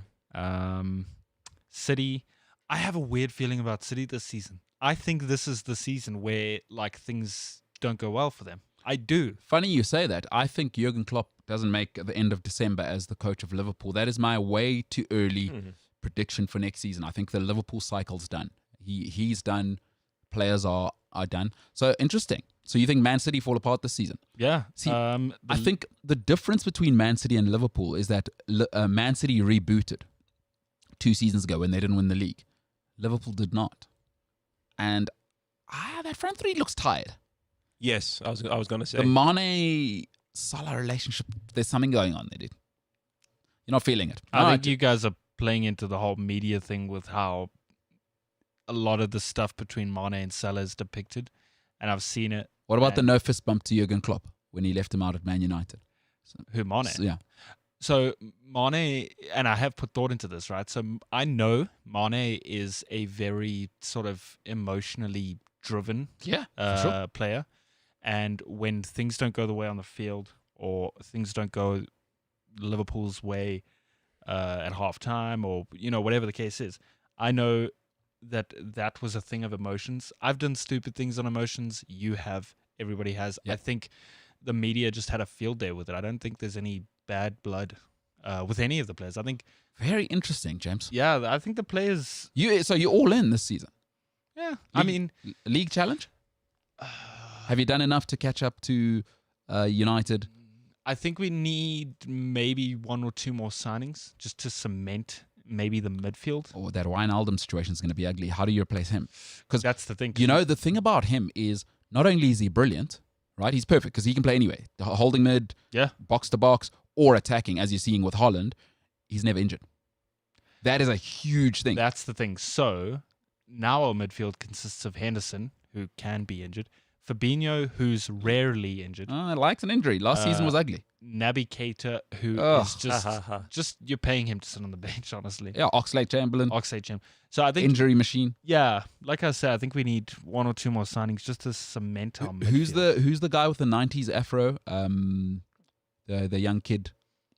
Curtis Jones. Him? He's solid, actually. Stepping up this season? He can play... You think he'll step into playing for Liverpool? I think so. He can play... I think Klopp really likes him. He can play midfield. He can play left wing. Yeah. Harvey Elliott? What's gone on there? Nice man bun. Not convinced. I think... Is he coming back this season? Do you think they'll give him a whirl? Probably, yeah. I think they'll give him a whirl one more time. Yeah. But I don't know. I'm not convinced. Firmino? Playmaker. And I think he has an impact on a lot of the players behind the scenes and in the dressing room. I love him. I'd take him at Chelsea tomorrow, that. And he's got, that Brazilian flair, the backheel flicks, and it's fun to watch. It makes it... Something's going on there, though, James, up front. I'm telling you, it doesn't look right. Like, sometimes you sometimes it shouldn't be this hard. With that, like, when you've got that level of quality, it shouldn't have... It looked... But okay. All right, but my prediction... Note it down, 17th of June. Jurgen Klopp does not make it to the end of December. Okay. That's your prediction. 22 out of 30 points, I think Liverpool get in that first 10, but very difficult. All right, let's move on. West London, Chelsea. I think what I love about, as a Chelsea fan, what I've loved about this season is that though us fans are making the biggest thing of winning the Champions League, there's been no noise from Chelsea. It's been all business, right? All you're hearing is Haaland, this. And now you're hearing possibly in for Madison and Hakimi. And they went straight business within week one. I've loved what they're doing. What that tells you is we're disgusted with coming fourth. Chelsea are telling you last season was actually a disaster. The Champions League is not a victory. And Marina's down to business. So the Blues start at home to Palace. I think they'll win that. Arsenal away, easy dub. I think they'll beat Liverpool. I think they'll beat Villa, who are probably in transition with no Grealish, as Garabo was saying earlier. I think they'll beat Spurs. I think Chelsea's still not quite there. Man City are a different beast. And I think what's scary about Man City is that they'll only get better this season. Because you must remember, Foden didn't play that much last season. Like, a lot of people think he only played 15 games from the start. Yeah, but how many of those games were incredibly impactful? But again, it's not even half the season he played. So you must realize he's really going to go to another level this season. They're going to get rid of Raheem Sterling. And I think another thing that people forget is they still have Gabriel Jesus, who still hasn't hit his straps. Listen, he hits his straps or they get Harry Kane.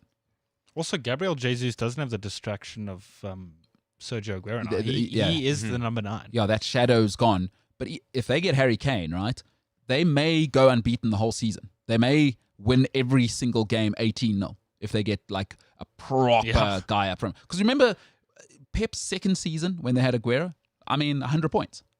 Like when they are proper, and I think last year was kind of, some new guys, Mahrez stepping in, Bernardo kind of becoming David Silva. They'd lost some guys last season, so they had to reboot, and they still embarrassed the league. This season. So I think Chelsea lose that at home. Beat Southampton, beat Brentford, beat Norwich, beat Newcastle. People are saying a tough start. Arsenal are terrible. Liverpool, nice end to the season. I don't honestly, as a Chelsea fan, fear them. The sad Anfield did. I'm not worried. Trent can't defend, and there's just a lot happening there. I think Virgil van Dijk having just come back.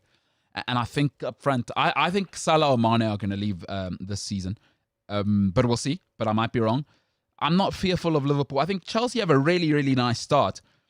The only problem there that I see, honestly, is Man City. I think that could get... Although Chelsea they've beaten the last 3 times we've played City. Tuchel's beaten Pep. So, you look at that and you say, okay, well, he's capable of it. But... I think, listen, it's going to be the middle of the season. And I think Pep's last season next year, and I think he's really going to go for it. I think next season, I think it's going to be his legacy season. He's gonna go. What's it called on Dragon Ball Z? Super Saiyan. Yeah. He's gonna go. He's just gonna unleash all of the tactics. Like tell the coaches and the players, guys, it's my last season. We are fully. I want us to have like this is our Sydney Opera House performance. We're bringing all the knives. Bring the artillery. Like full on. This is our last season together, and they are expect that 95, 100-point season again. I think they're really gonna turn the screw this season. Phil Foden, I think, is gonna go to another level. Gabriel Jesus, who I love. Another level. Bernardo Silva might get shifted out. And, I mean, Gundogan. And where does it stop? Ferran Torres, by the way, who has not really stopped. You forget about him. He is, I mean, you saw in the first game, he's one of the best athletes in the league. I do have some thoughts on City.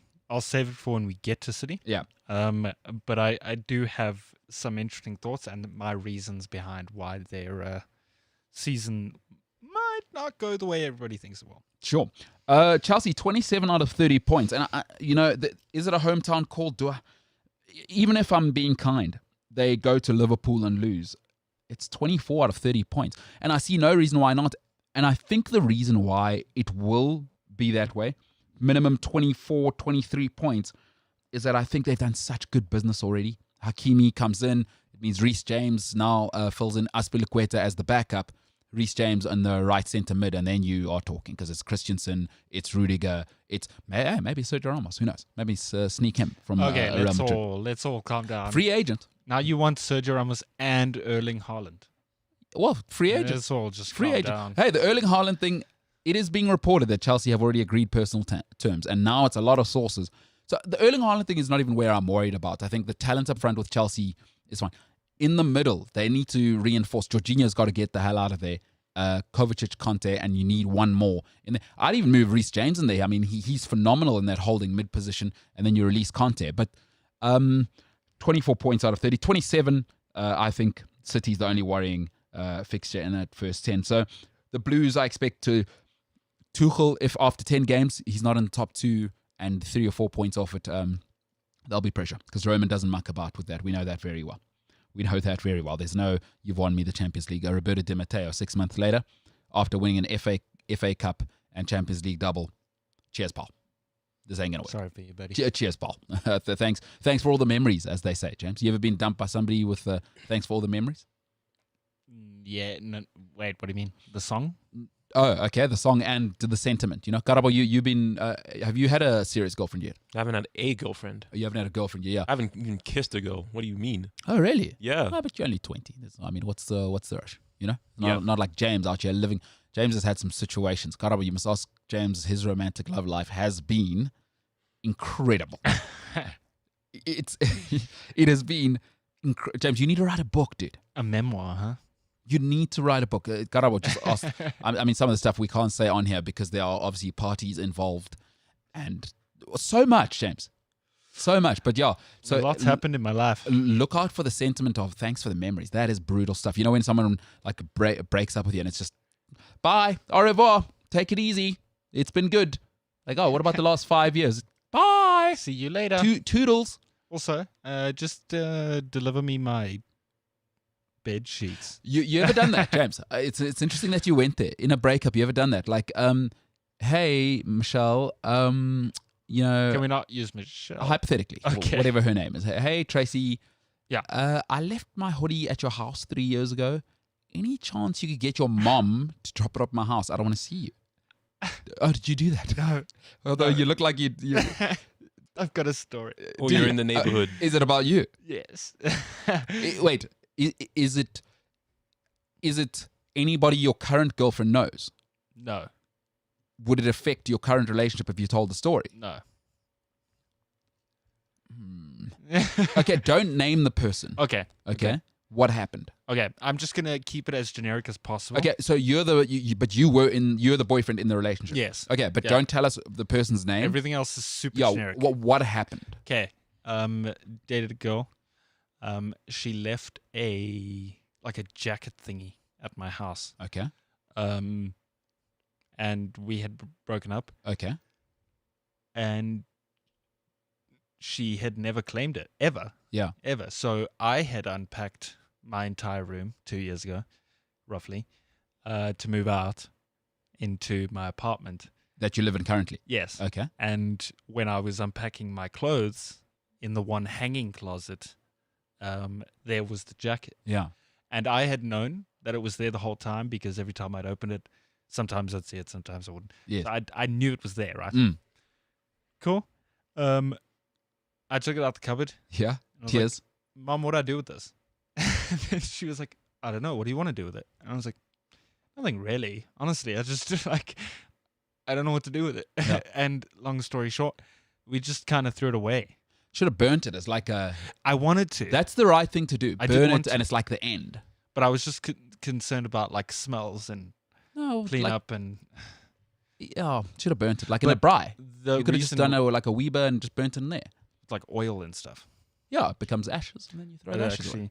The only reason why I found this story so funny is that this is a jacket that belonged to someone that now I have no idea where in Africa, where in the world.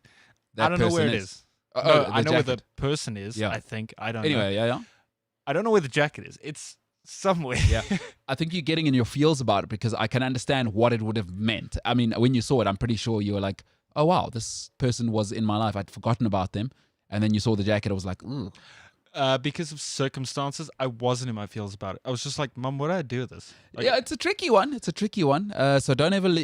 Here's the thing. Don't ever leave stuff at your partner's house when you break up. Do you know what you should do? A mate of mine has a great tactic. Speak to the person. You have your 6 hours. Come through the house, right? Let me know when you've left, and then you come and do your thing. You know what I mean? So in that circumstance, she should have. You could have maybe said, "You have 5 hours to come to my house, and then get the hell out of here. And I never ever want to see you again, or whatever. But I'm not going to be here." You know what I mean? I hear that. But again, because of circumstances, I couldn't care less. Yeah. If I had set it on fire. Yeah, you should have burnt it. I would have burnt it. Garabo, what would you hypothetically have done? Have you ever thought about the situation? No. Nah. All right. I would have burnt it. All right. Let's move on to last season's champions, Manchester City. Honestly, I think they're going to be unstoppable this season. They're gonna wreak havoc. They are, because I can just see their youngsters getting better. Like John Stones, Laporte is going to want to have a point to prove. Cancelo is going to come back after COVID, and having survived COVID myself, I know you come back a stronger warrior. You know what I'm saying, James? Absolutely. Yeah, and honestly, I think they're going to win 10 out of 10. There's nobody who's going to stop them.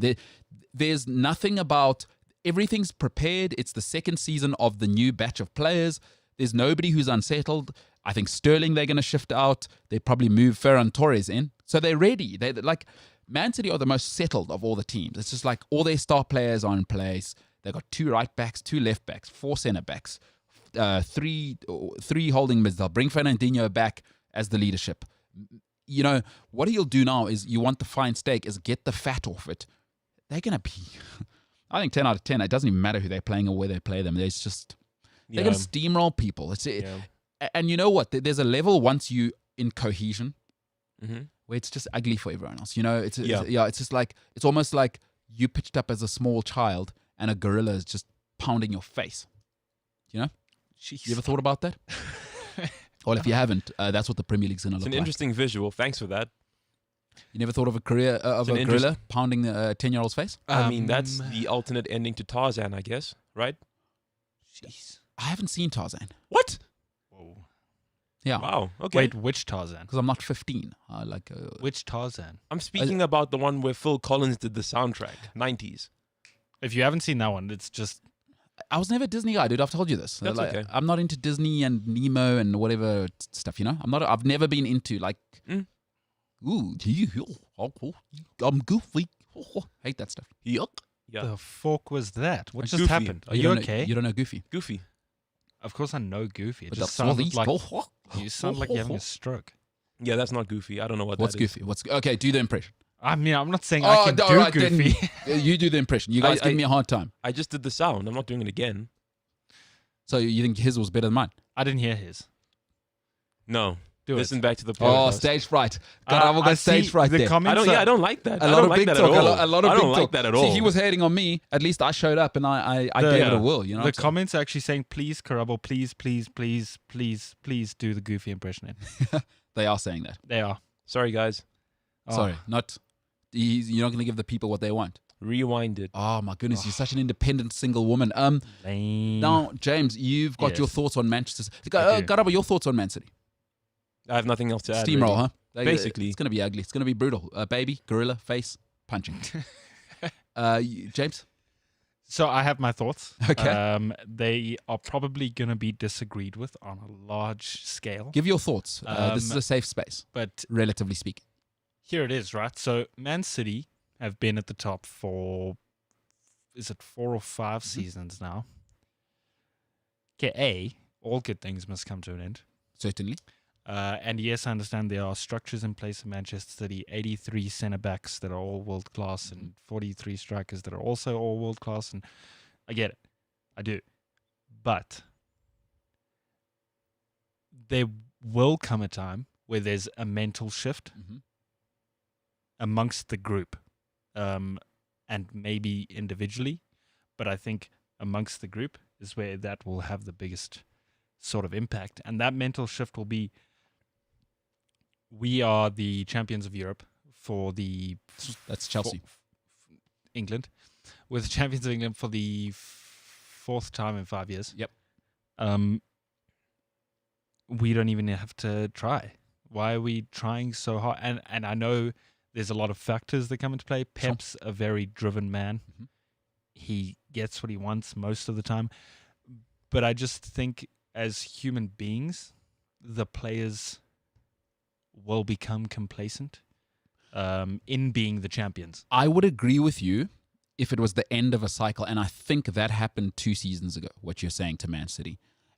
Again, I'm going to repeat, it's where I think Jurgen made a huge mistake. After you won the league, what's the time to reset? You should have gone Bobby, Mane, one of the 3 should have gone just to reset, because think about Man City's setup now.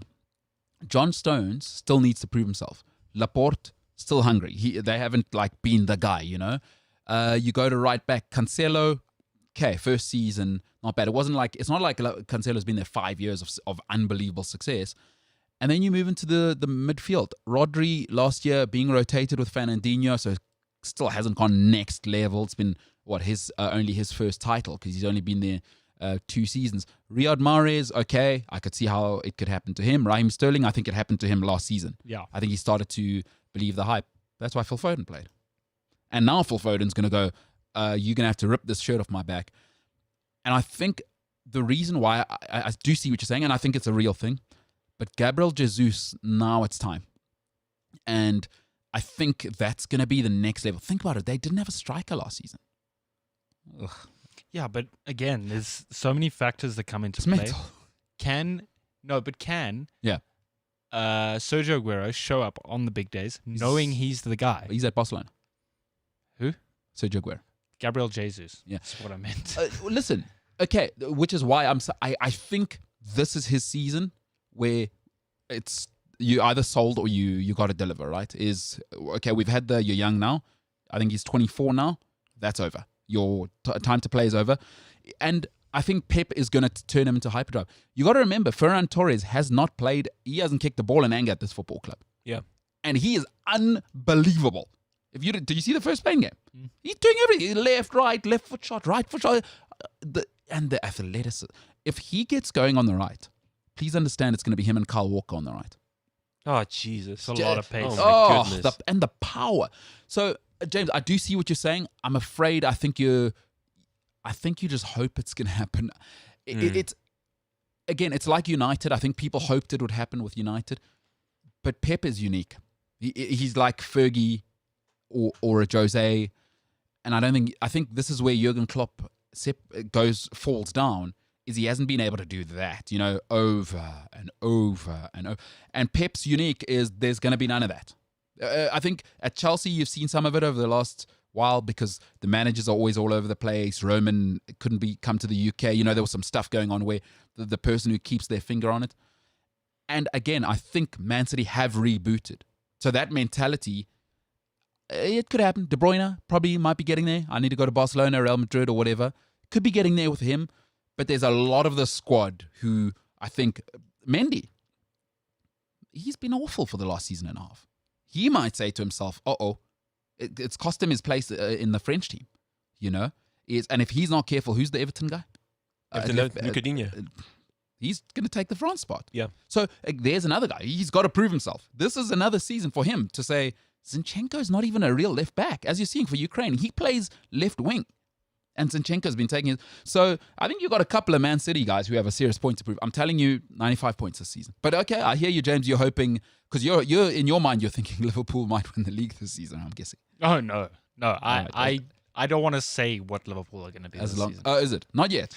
Say it, James. Exactly. I don't want to be that person that's like, we got this, it's ours, and then it's just shambles. K-Rab, we're going to finish off with your lads. Before we get into the fixtures, realistically, what are you hoping for this season? Just in the league. Forget about Champions League. I know. All I can hope for a second, I guess. But, really? Oh, God, that sounds so pathetic. Yeah, but it's fair. I mean, it's realistic. Yeah, it's realistic. And I'm going to be honest, my expectations could be heightened with certain signings. But at the moment, all I can hope for a second. At the moment. With Jadon Sancho, what are we hoping for? Still second. We need a centre-back, goddammit. A proper one, huh? Yeah. So, and what are you thinking? Maguire's good enough to be the one? Yeah. Okay, so what are we thinking? Varane or if we could I watched Varane against Germany. He didn't look good. I don't know. What's happened to the pace? It's a little shaky. Okay, but you'd be happy with him? I would. Even with his age, isn't he a bit old now? No, he's what, 28, 29? 28. I mean, he started young. I believe he's 28. Yeah, no, young. Yeah, I remember watching his one of his first games in like the 2012 Clasico. Yeah. That was the first time I saw him play, I think. Anyway, no one cares. I don't know who else. Who's available right now? A proper centre back, huh? Yeah, Sergio Ramos. I don't know if Man United and Sergio Ramos work. There's just Sergio Ramos brings a lot of stuff with him. Yeah, I wouldn't mind that. Like, so if there's someone I want in my club, like as a leader, and in the dressing room, it's Sergio Ramos, and I would be happy with that. But I don't think that's what we need. Does Oli like that? Because Sergio Ramos comes with baggage. He does. He needs Mourinho or Zidane. Yeah, because you got to deal with Sergio Ramos. This is a guy. I could see a potential clash there. Reading in the papers, him and Cristiano Ronaldo wanted the mirror closest to they wanted the locker room closest, I think, to the door or whatever because of the mirror in the Real Madrid dressing room. Whether fact or fiction, but story that's pretty much been circulated. They'd fight for the mirror. This is the type of guy you're dealing with, right? Listen, I think Sergio Ramos is the greatest centre-back of this generation, and as a Chelsea fan, that's true. Like tomorrow. Hey, Roman. Yeah, and that's my thing. All the money. That's my thing. If Chelsea could get him and he fits in. Yeah. And Chelsea is above us right now, frankly. Sure. So why the hell not? Who else is... that's a good question. Who else is available? Because I have no clue. So who goes? Bailly or Lindelof? Or both? Ooh. I would like to see Lindelof go. But the thing is, Bailly is so injury prone. Yes. Unfortunately. I do like Bailly when he plays, but he's so injury prone. And there's no time. There's no space for that. Especially like, I don't know. Bailly he's cool as a backup, but... Yeah. There aren't great centre-backs out there. No, that's the thing. They're all snagged. And then they cost a lot because Nathan Ake, for those who don't know, and I don't think he's good enough, he cost Man City £41 million. Completely forgot about that. Yeah, people don't even know he's at Man City. And it hasn't, like, he's not it, right? No. So, okay, but United, I mean, you came second. Ultimately, Bruno needs some help, I think, in the midfield. He does. Pogba's situation, what do you do there? Get a great holding mid. Yeah. I think, I'll just touch on this, but like, I think we saw when he's got someone like N'Golo Kante behind him, what he can do. We all saw the Germany game. Yeah. I mean, the problem is then you got to get N'Golo Kante. Yeah. That's the thing. I'm like, okay. Okay. Small little issue. I'm like, I'm literally saying, this is the cream of the crop. Look what he can do with Saul Niguez available. You slot him in with Bruno. Maybe you become a little bit more of a possession team, allows Pogba a little more room. I would like to see that, but I don't think he's what we need. You need like because Fred's not good enough. No. McTominay? Not yet. I don't think McTominay's a holding mid. I see him like going box to box all the time. Yeah, he's not, like you say, the guy protecting the back four. We need like a Fernandinho type. Yeah, it's but so again, hard. so rare. Yeah, it is. And also, you know what the guy you want is, and I've loved this about Rodri for Man City, is you do want that guy being a little bit, like if he's not Conte level of play, is you need a leader in there. You know what I mean? Yes. Like that holding mid needs to hold the whole back six together. I count the holding mid as part of the back six. Man, it's so tough to find. Who's the Leicester guy? Not Basuma, Ndidi. Yeah, Wilfred Ndidi. He's an animal. How old is he now? I don't know, but he is an animal. I would love Oh my Wilfred goodness, Ndidi. I would do anything for him at Chelsea as well. Yeah. So no, you can't have both of the workhorses in the Prem. Not fair. You got to have a squad. Shut up, man. So yeah, all right. So realistically, top two, top three, top two. Anything? Yeah, I mean, top three even seems realistic. Chelsea could very well finish second, but I just don't. Those expectations don't sit well with me. Anything below first, like I said, it just feels lousy, pathetic. Yeah. But it's the way it is right now. Let's talk about something real. Okay, let me give you the fixtures and what I think will happen with United. Okay, they start off with the Leeds. Is there a better game after not having played each other? I forget how many years it's been that Leeds weren't in the Premier League. You must remember they have not faced each other with fans. Oh yeah, I was about to say in forever. I'm gonna love that. That is as good a thing as can happen for the Stretford end. First game at home, Leeds. Listen, I think that's more of a very derby. I mean, Yorkshire, Manchester, famously, of course, they have their rivalry. I don't think that's going to be as easy. And I think Ollie has some stuff to sort out in the summer. It's weird that United haven't done business already. I find it very strange how long Sancho's taking. It's very strange. It's very, very strange. Is it strange or is this United? We say this every window. Well said. You know, and then this is how we end up with panic buys. Remember Cavani when he signed? I'm not saying that now. No, I know what you're saying. But yeah, it feels... It always happens. We just leave it till the last second. It's no plan. Well said. It's not a plan and it's just inefficient. And every time we do something inefficient, there is always going to be like 5 clubs who are more efficient. Well said. And that's what separates us. Yeah. I think that first game, you can chalk it as a draw, not because I think Man United aren't quality. I just think the intensity, first game back, Leeds are going to bring the heat, and they are organised. Listen, if Man United aren't ready when that season starts, at Bielsa, we've seen. Yeah, if there's a team to whack you into shape. And they'll add. I think Leeds will go in the transfer window, so they're not going to be. They'll be proper. I think a draw there. Southampton, I think you'll win. Wolves, you'll win. Away. Newcastle, you'll blow away. West Ham, tricky one away, depending where Man United's squad is at the time. How much does Ollie have to reconfigure? I'm going with a draw, not because I don't think United are quality again. I just think that West Ham is a handful. And if United aren't organised and you've shifted a Pogba and now Bruno's having to take on more and it's not quite where it needs to be, I'm saying a draw. Hold on. Why don't we have these modifiers for other teams? Well, I did. I mean, Man City are winning all 10 games. Don't worry about it. Okay, but I'm just saying, with the exception of City, I haven't heard you say for any other team, if the team is in this position or if this player is being shifted here, like why is all this anticipated? Because nobody knows if United's coming or going. Well, I think Liverpool are pretty settled. I think Chelsea are just they just won the Champions League. I think United, of the big teams, probably need to do the most business. Absolutely. Yeah. So I think Villa, you'll win. Everton, you'll smash. Because I don't think Villa's a given. I think you'll beat them. Listen, I think because you've been smashed so hard for 8 years as a United fan, I think you've forgotten you're still Man United. And quite frankly, Ollie got it together last season. I don't know. Like, do people hate Ole Gunnar Solskjaer? It wasn't pretty. I don't hate him at all. No. It wasn't pretty. But I think you're in a position now to beat it at home. Yeah. With fans. I think... And I think he'll be, and I think Everton you'll beat because they're a mess. Rafa, they're going to have to move out some people. I think you'll draw away at Leicester. I think Liverpool's always tricky. I said a draw for Liverpool. So that could go either way. I've gone with a draw there. And I think you'll beat Spurs because you're just better than Spurs. And it'll be away at Spurs when we know. I don't think Man United are going to lose an away game ever again. I think it's 29 on the spin now. So I think I've gone with 22 out of 30 points for United. Which I think is fair. I don't think they'll lose. They shouldn't lose anything in that first 10 games. No. 22 out of 30, and they're in the mix. They're only 5. They're only in my predictions. They're 8 off City, but they'll be 3 off. 5 of Chelsea. It could be either way. 3-5 of Chelsea. So top 3 Karabo after 10 games. You've got Oli. You're through in the Champions League. Is there any way you'll be upset with Oli this season if he comes second and nothing else happens? Yes. Or top 4 and nothing else happens? Yeah. Oh, so you're expecting? Come on, Silverway, man. Like, this is it. Okay, FA Cup and nothing else. Top 4, FA Cup, nothing else. Beat by Real Madrid in the quarterfinals in the Champions League.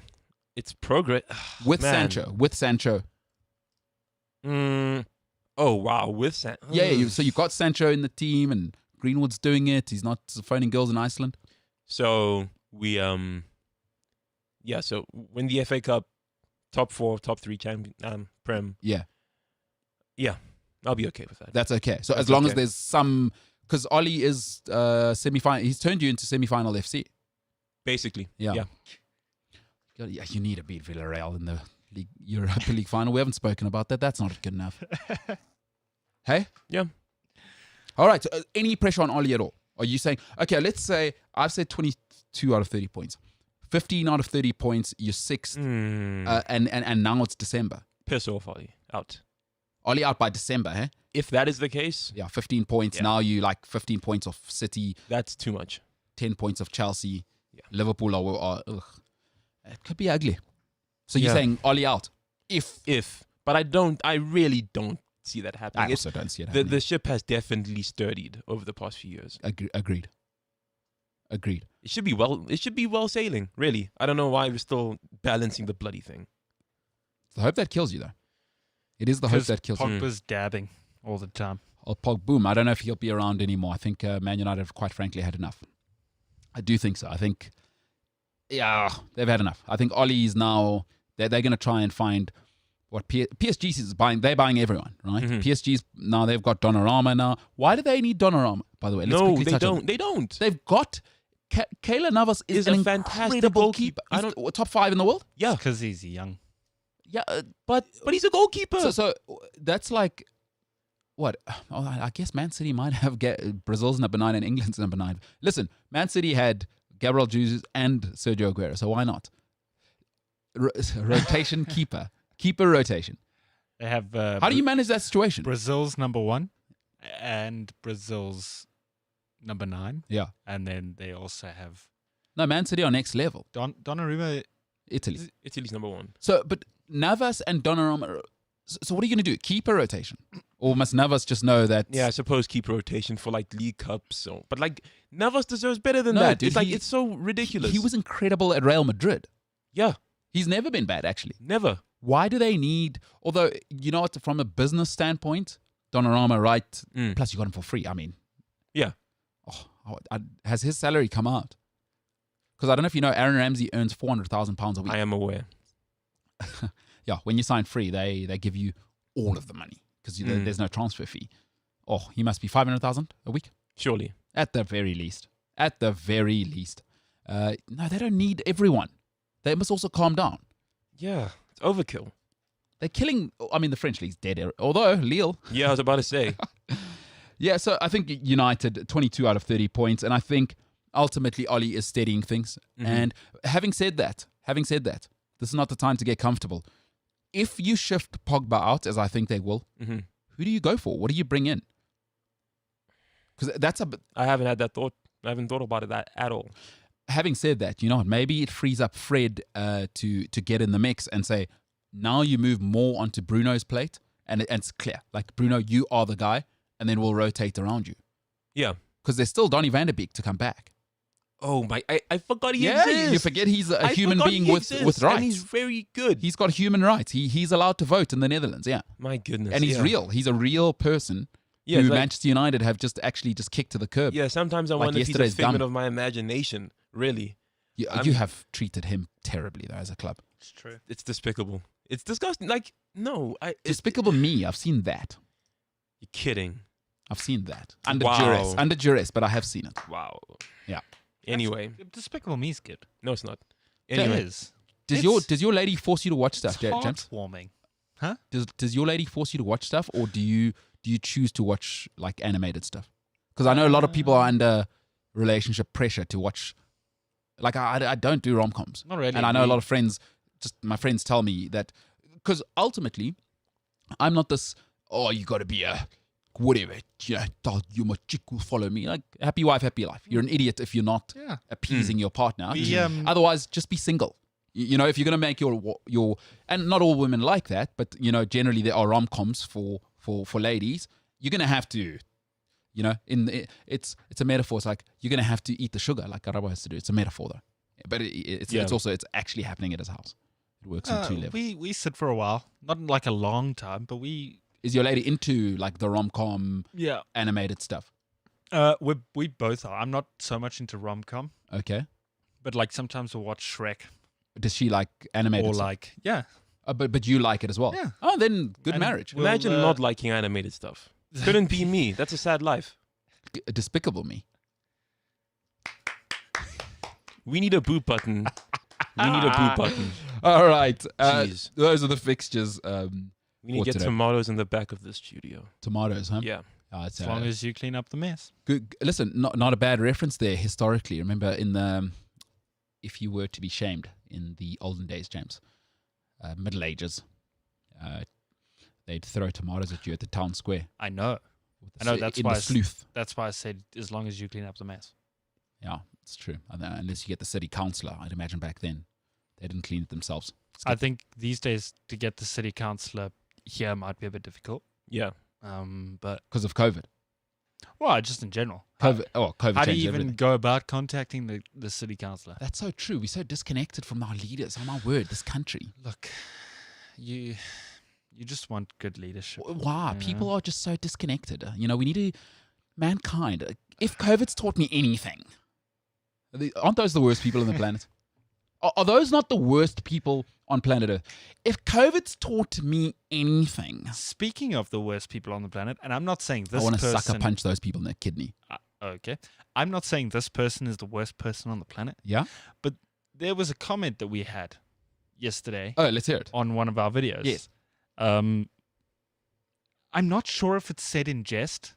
Just say go the for comment. it, man. Just say the comment. If it is, I apologize. But here's the comment. Okay. From Mark Francis. Mm-hmm. It says... Liverpool fan, by the way.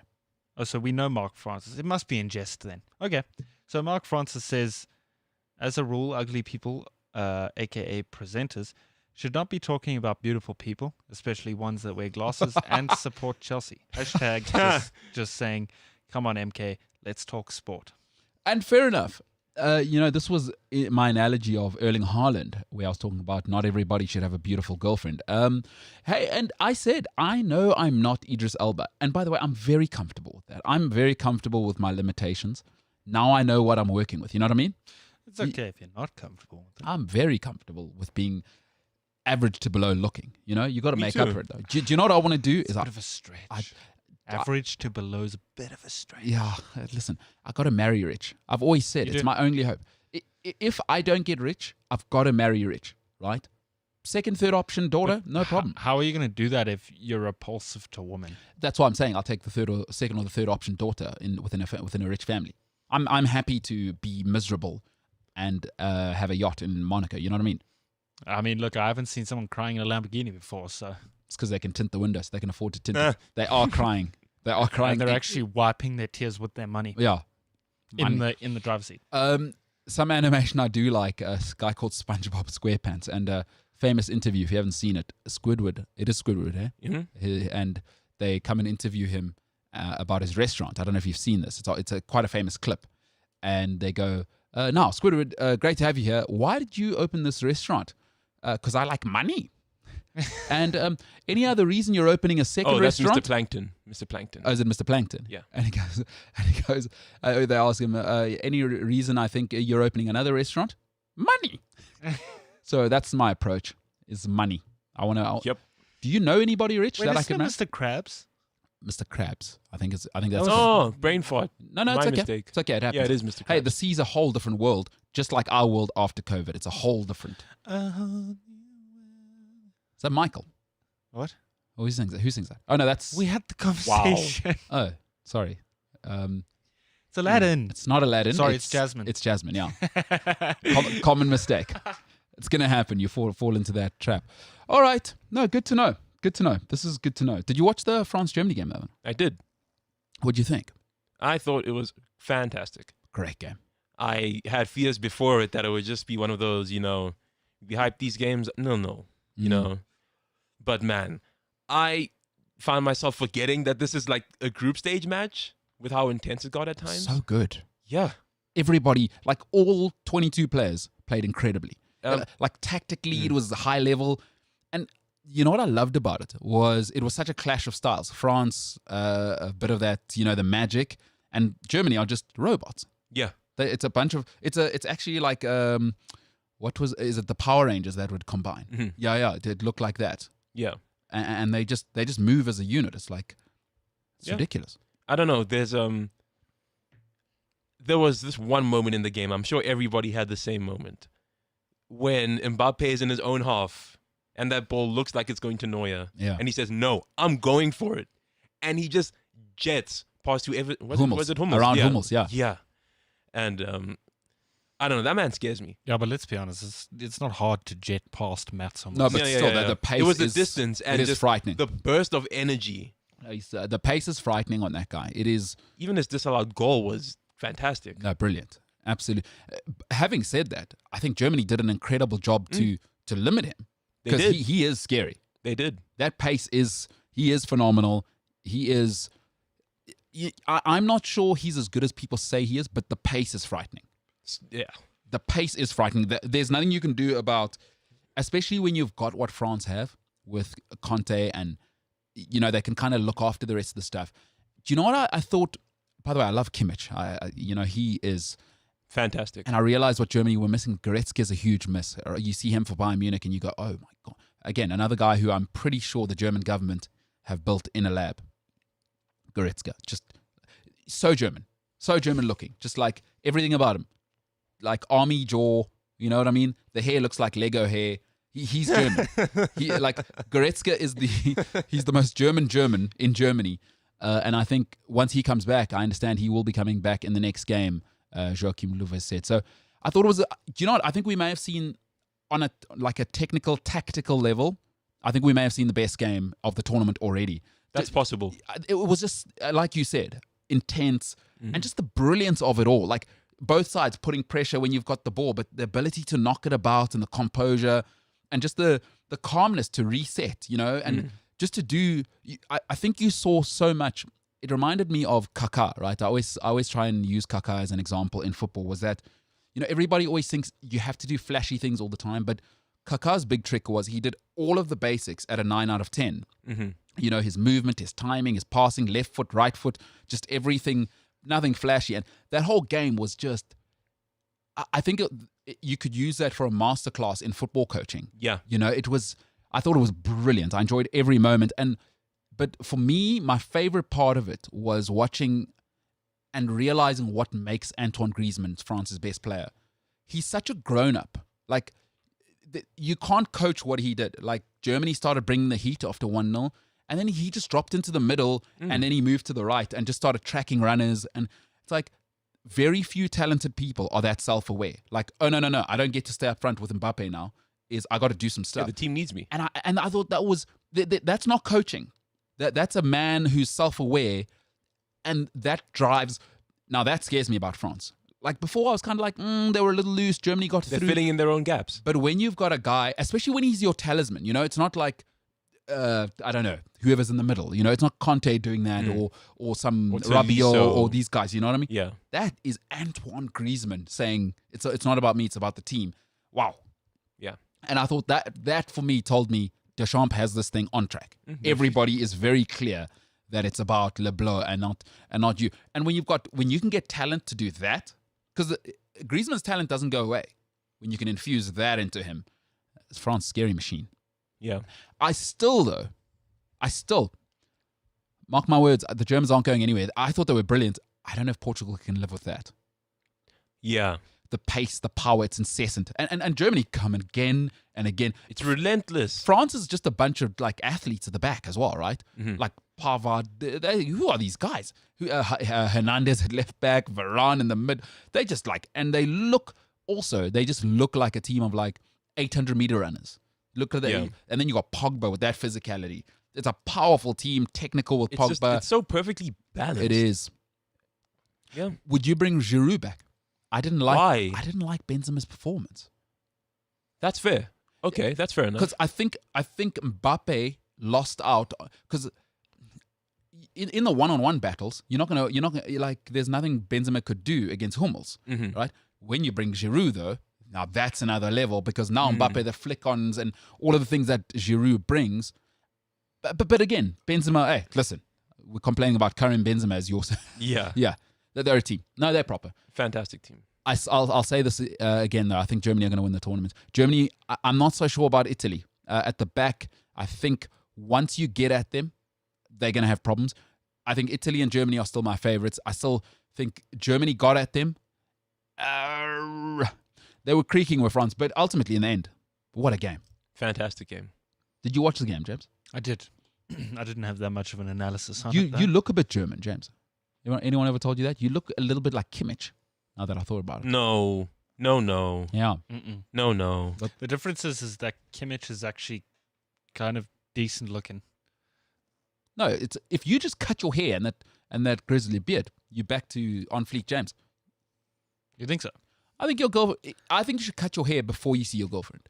Make her happy. You know what I mean? It's not all about you, James. I've had COVID. I understand about not making it about Yeah, give me. her a surprise. Yeah, there we go. Says the two single people.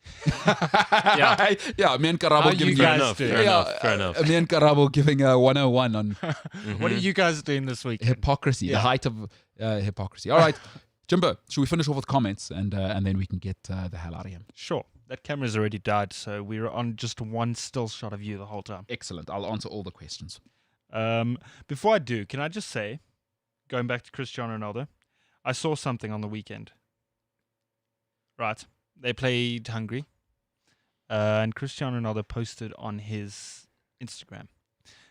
It wasn't the easiest game for Portugal, even though the scoreline tells a different story. But watching the game, they struggled here and there. And I just wanted to read this because it shows what sets Cristiano Ronaldo apart from The rest.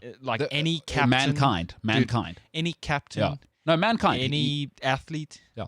So he put this on his Instagram. It says, you have to know how to suffer, fight to the end, and always believe with all your might. There are no easy opponents and no games won.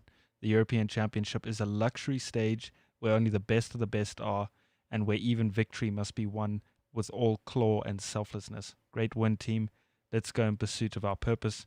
Go Portugal. We're going with everything to give more joy to the Portuguese who have supported us so much. And I read that and I was like, you know what? I hate dude's solid. I hate those kind of comments when it's just like I don't know, flashy guys. But he's about that. Yes. Like Cristiano Ronaldo for the last 15 years has lived that message of clawing. So shout out to you. Hey, listen, I don't like what's to come for Portugal though. I'm not sure they're making it out the group in hindsight. They might be one of the better placed third place teams. Oh yeah, that's. I hate that rule. Listen, for another show. The fact that there's 24 teams in that tournament is shambles anyway. But UEFA, who hate billionaires, making it about money. Weird. It's weird. Anyway, that's football. Yeah, it's business. It's business, man. All right, Jimbo, what we got, pal? Kutle says Arsenal are already out of the Big Six. Leicester took their place. They can only be included in the traditional Big Six because of their history. Couldn't say it better. Don't need to add anything to that. Kutle says Mbolo from Sweden also looks a good player. Switzerland. It says sweet. I don't know. No, Mbolo. Mbolo is who's the guy up front? The Isaac. Yeah, that's the Swiss guy for. Mbolo's the number 7. Mbolo is Swiss. That number 7 guy. Yeah. Terrible haircut. Mbolo is Swiss. Terrible haircut. I don't know who advised him. He's got the Sadio Mane meets Like, I don't know. Pogba. No, it's no good. It's no good what he's doing there. Meets the 90s juice box fade. Yeah, no good. No good. He needs to get a trim, dude, because he is good, but he must sort that trim out. I mean, guy's a millionaire. And he lives, he's Swiss. Yeah. No, there's no way they're putting up with that. I'm pretty sure the coach will sort that out before the next game. Arsenal are not a topic of conversation. We are irrelevant.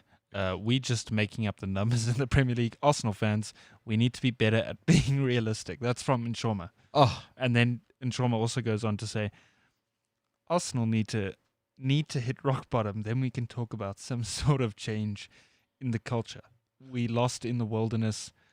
Arsenal will take 11 points from their first 10 games. jeez.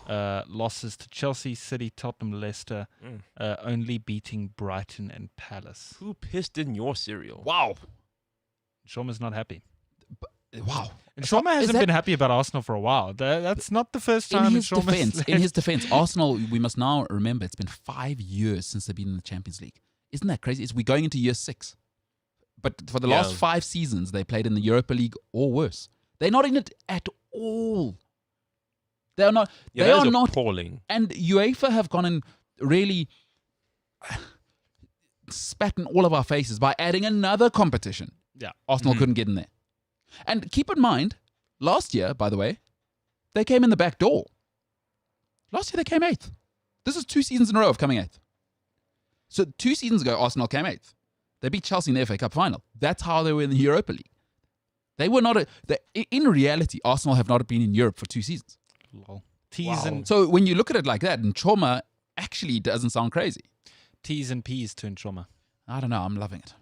Thoughts And and prayers. I see it, and Choma is like a brother to me, but Choma, I'm loving your suffering.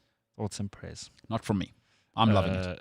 Likewise. Yeah. Shimmy says, I agree with James regarding Man City. Rodgers has yet to show his worth, his worthy of the spot in centre defensive mid and make it his own. Kyle Walker is an athletic player and he turns 32 next year. De Bruyne didn't have a great season last season, but fair enough. He's too good to write off. Jesus has had long enough to prove himself, and clearly Pep doesn't trust him. Mendy is injury prone. AF. Potty mouth there. AF. Rodri one will be interesting. I really like him. I think he's a good player. The Kyle Walker situation, no problem. We'll just put Cancelo in. He's been the best right back in Europe for the last 18 months. So no worries there. Kyle Walker, rotate him in cups. Not to worry. And keep in mind, Shimmy's the biggest Manchester United fan in the world. So Indeed. there's a little bias there. We'll see what happens. Shimi also says Man United win the league if we sign Varane and Sancho. No, we don't. A centre defensive That's mental. midfielder is not a priority All right. if we get a solid centre back. All right. What? But like I said, he's a Man United fan. Yes, so am I, but we win I'm the not league. deluded about it. The problem, I think Man United think they've solved the striker problem. No. Cavani's like 100. He can't play 38 games and Europe and FA Cup and what do you do? Again, Greenwood, second season syndrome. Greenwood was unbelievable last season. I just realized something. Did Martial fall off the face of the earth? I think, again, there's another... And Don't even start with Martial. You forget this. It's so frustrating because I am a big Martial fan, more so than I am a Pogba fan. Yeah, sure. Right? But man, he frustrates me because we know he's good. But like, look, Ole put his foot down, no consistency, leave. Right? To play for Man United, you got to have that thing, and he doesn't have it. I know what you mean. There's no killer. You know what I mean? Like, Bruno shows you what you need to be at Man United. Yeah, he lacks that. He almost, it feels like he doesn't take it. It's not a matter of not taking it seriously. Like, some people don't have that thing. Yeah. You know what I mean? Like, he, proverbially speaking, he's not the step on your throat kind of guy. He isn't. He feels, you know what he feels like? He feels like a Newcastle player. Like Saint Maximin, like vibes. I don't feel that attitude at Man United. It's got to be a disaster when you lose. I just feel like a guy like Martial. He looks so nonchalant about everything. Yeah, we lose. It's like, oh man, you know how it goes, bro. I'll just see you. You know what I mean? Like, I'm going to go home to my beautiful. Whereas I imagine Bruno. He looks pissed. Yeah, well, I mean, you've seen Bruno when you saw the Europa League final when you lost to the 7th best team in Spain, Villarreal. I'm just saying what happened, James. Well, I'm just saying what happened. That's what happened. Mm-hmm. Yeah. But you saw Bruno. They're like, this is unacceptable. He even took his medal off. Like, I kind of feel Martial doesn't have that. It's more vibes. Do you know what I mean when I say Saint-Maximin vibes? Yeah. You go to Newcastle. I know exactly you what come, you you're mean. talented. You do your thing. You enjoy it. And that seems like it's enough for you, but like it never is. Not at Man United, dude. And yeah, when Cavani came in, it's like, oh, so this is what we miss. And this is there's what we've been missing. Yeah. Okay. And even off the wall movement, he is so lazy. I mean, there were times where he pulled his socks up, but it wasn't enough. So yeah, I don't see Man United even being close. I mean, you'd have to perform because you know what? Also, the presumption is that Bruno is going to have another season like this. That's not how it works. He's not having that. This was an all-time in terms of midfield numbers. You're talking. I don't think it can get better. Well, I mean, Lampard went 22 and 15. So fair enough. Yeah, it can get better. I didn't want to go there, but you'd have to reproduce another all-time. Listen, in life, you are not your best year. You're not your worst year in life. Bruno may never hit that season again. So don't presume that shouldn't be the comfort zone. Get him some help. Exactly. And in order to get him some help, what you have to do is you have to presume you're gonna get the production that Man City get out of Foden, Mahrez, Bernardo Silva, and De Bruyne. So Man United are just getting that production from Bruno. Like the Pogba thing, it's been 5 years now. As much as you love him, it's not happening. It's just not happening. So how are you gonna find 10 goals from midfield and 10 assists from midfield? You need another guy to do that, just like Man City have with Mahrez and Foden and De Bruyne, right? You only have Bruno. To say you're going to win the league. It's not. It's just stop it. I don't know. I like Oli. But what do you do when Aaron Wan-Bissaka gets injured at right back? I'm just saying, like, exactly. These are real things. When Luke Shaw gets injured, Tellez, are you sure? When Maguire is just coming off an injury now. Yeah.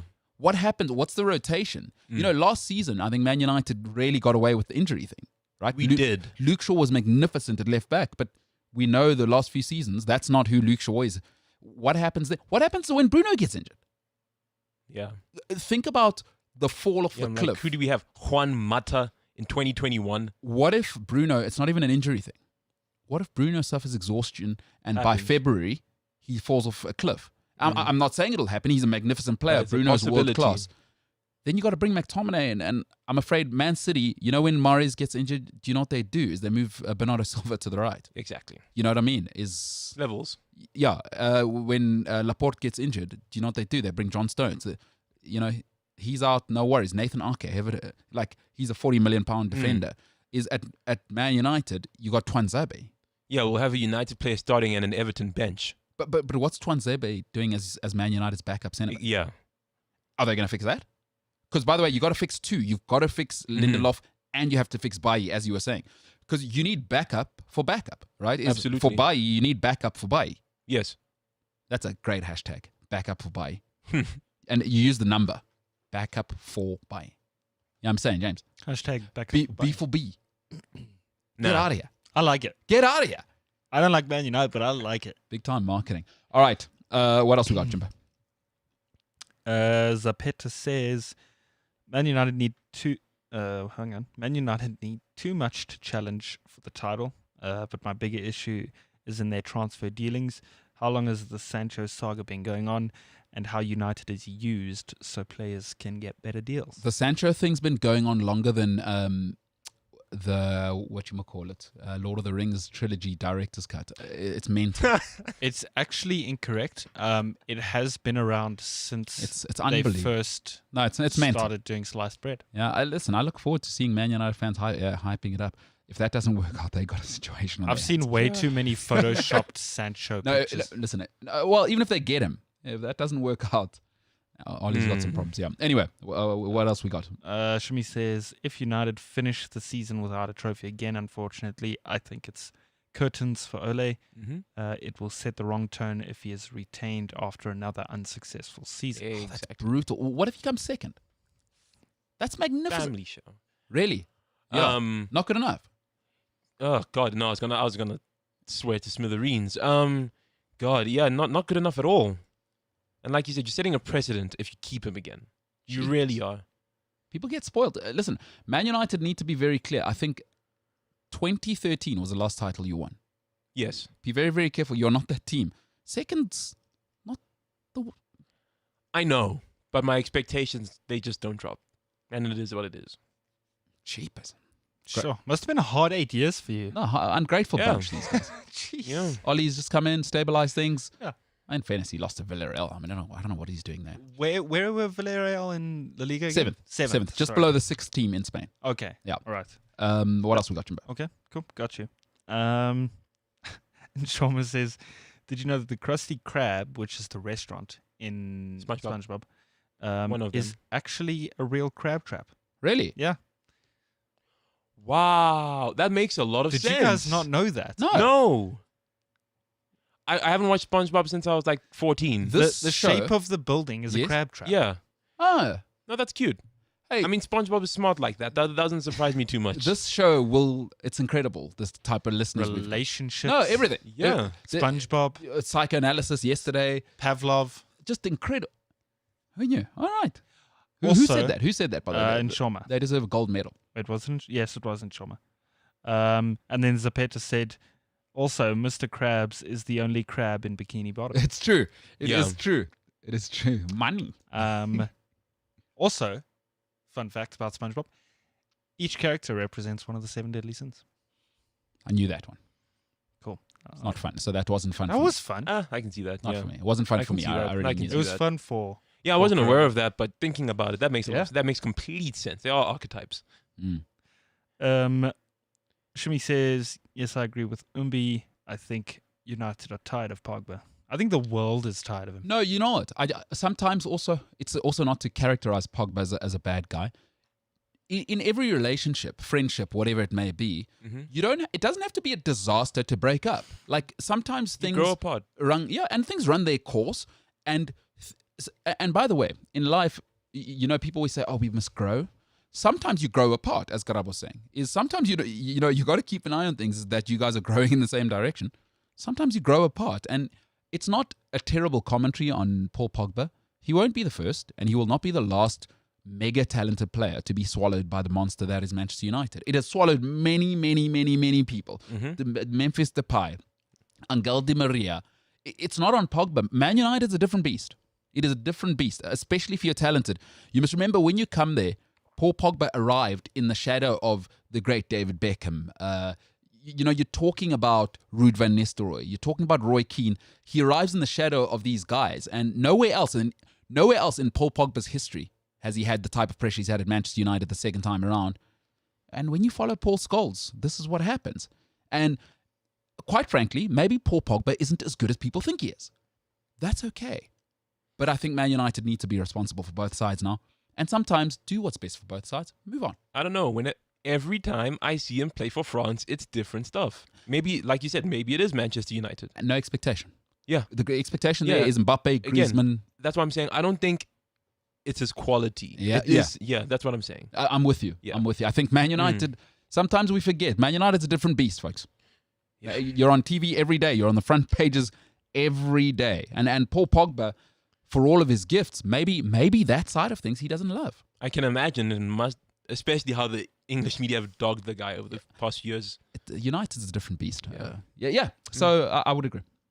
Okay, last comment from 1411 says, okay, I don't know if I should direct this at James or if it's on someone else. Okay, so James. You need to do better with getting the podcasts up on the website. Do better. That's not on me. That's on you, buddy. No, that is very much on me. So we will ensure. 1411 is not happy with you.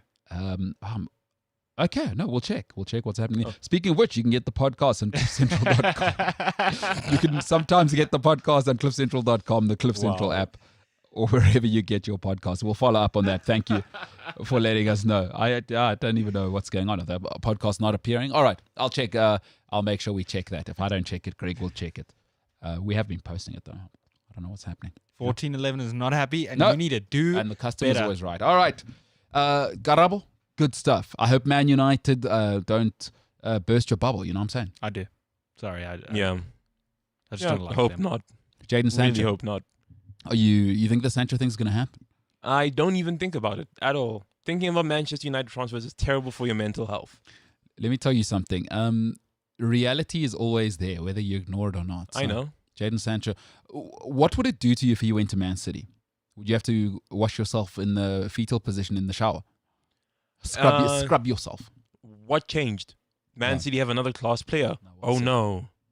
Imagine they get Sancho and Grealish just to add to what they got. Okay. Could happen. Relax. Hey, they could get Kane and Grealish. That's ugly for everyone. Okay, that's realistic. That's ugly for everyone still. Yeah.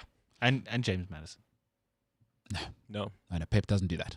No. Well, we don't do that here. And even Sancho, we don't do that here. We don't do haircuts in lockdown. And Shoma says, great show as usual. Yeah, I agree. All right, give me some outro music there, James. If you are listening currently on YouTube, please leave us with a like. If you don't like this show, leave a terrible comment, because actually engagement's important. Yes. A lot of people think, if I hate on this thing, it's going to go down. Just engage with the show. If you hate my face, if you hate James's voice, if you hate James's hair, if you hate Karabo's just general, I'm not going to pitch up to Mother's Day lunch demeanor. I'm just saying the things that people could hate, guys. Let's not get emotional about this. James has called me revolting to women. Repulsive. You repulsive get the word right. I'm okay with it. Write that in the comments. If you are consuming the podcast through Apple Podcasts, please leave a comment, rate us, give us a 5-star rating. Anything less, my mother sees that. And I've got to explain that to my mom, that I'm getting less than 5 stars. And please don't put me in that position. Ladies and gentlemen, my name, MKT. Jimbo, great stuff. Garabo, great to have you on today, pal. Looking forward to having you back next week, Monday. For today, though, ladies and gentlemen, MKT, the MKT Show, for the 17th of June. We are the hell out of here.